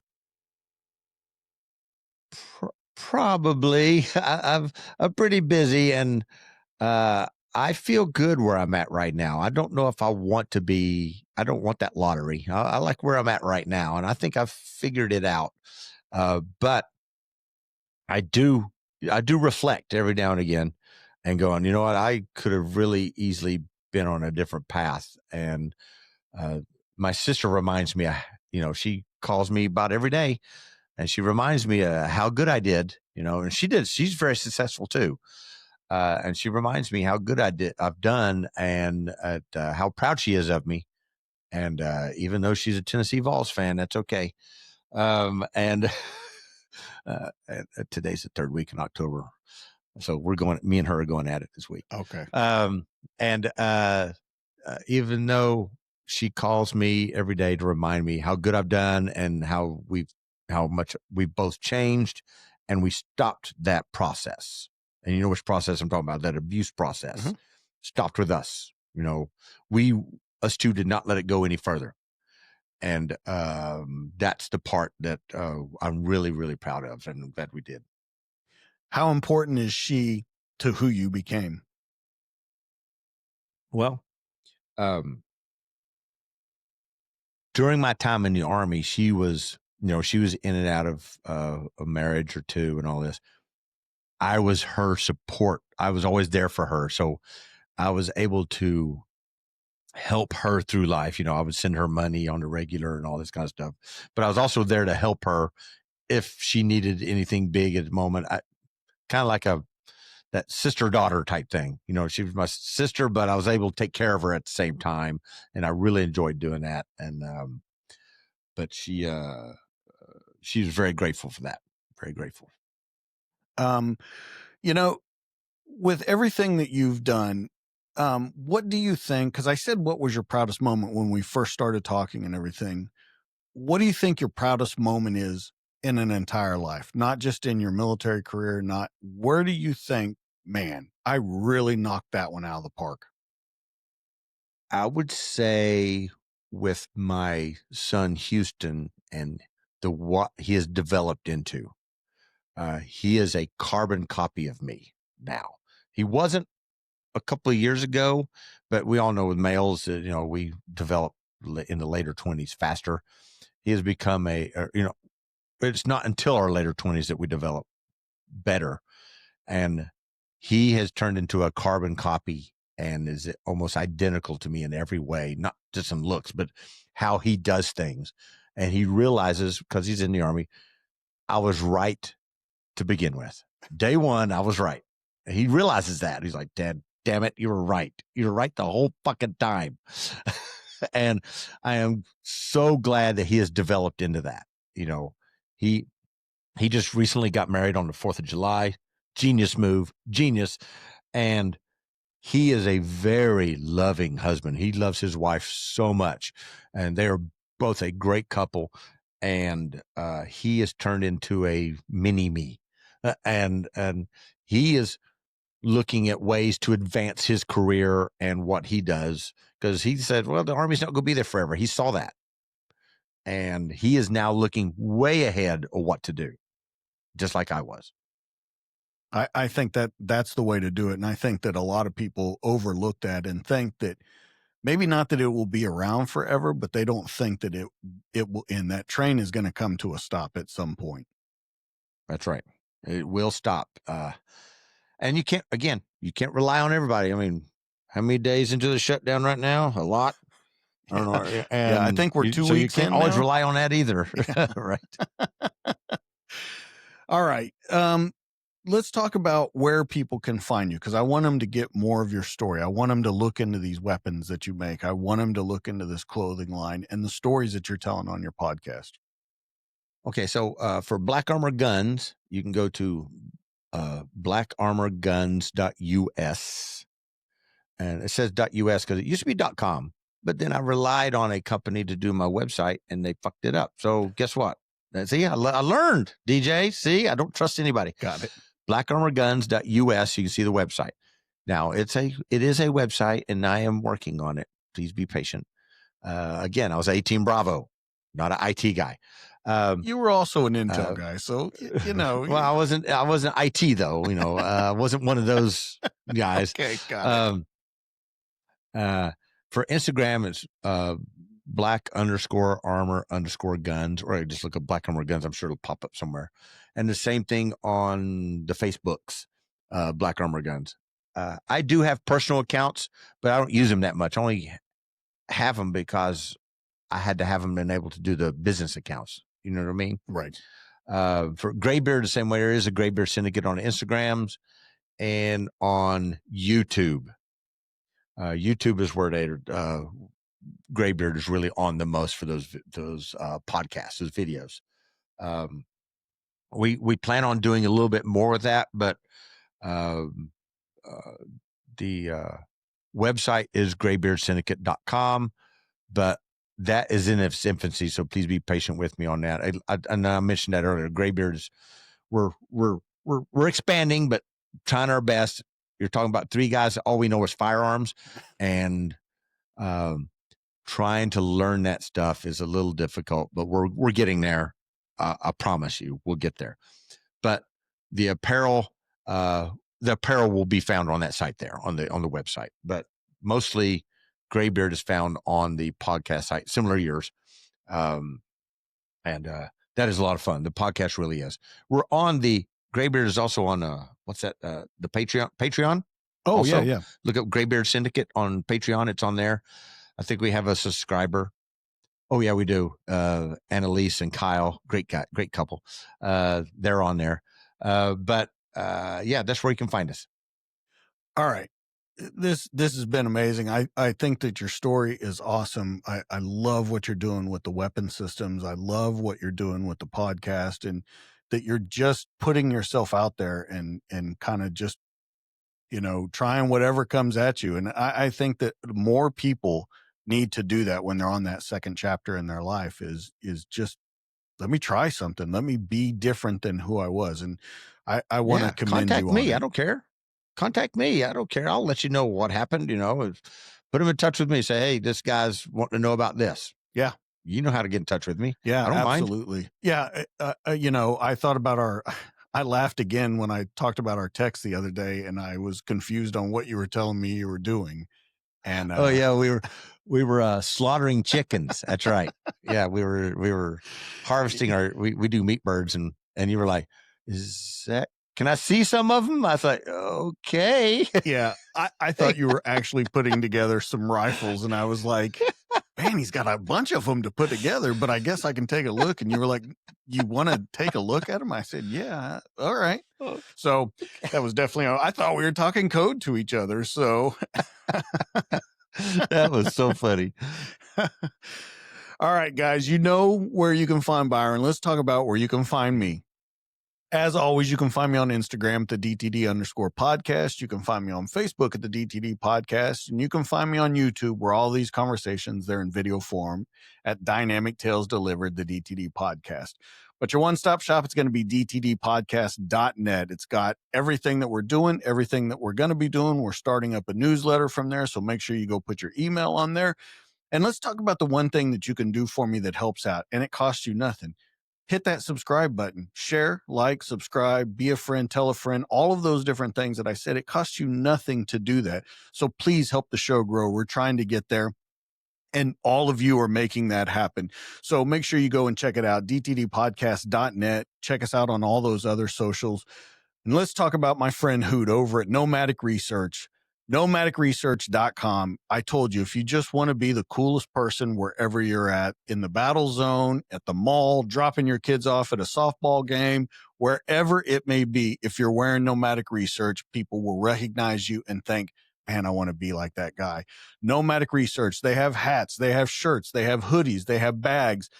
Like I said, every time I travel, I use their stuff, and it helps me out tremendously. Make sure that you go check them out. nomadicresearch.com. Guys, that's going to be it for this week. Make sure that you check us out. Make sure that you check out Greybeard Syndicate and all of the things that are attached to them. That's going to be it. That's Byron. I'm DJ. This has been the show. We'll catch you guys on the next one. See you later.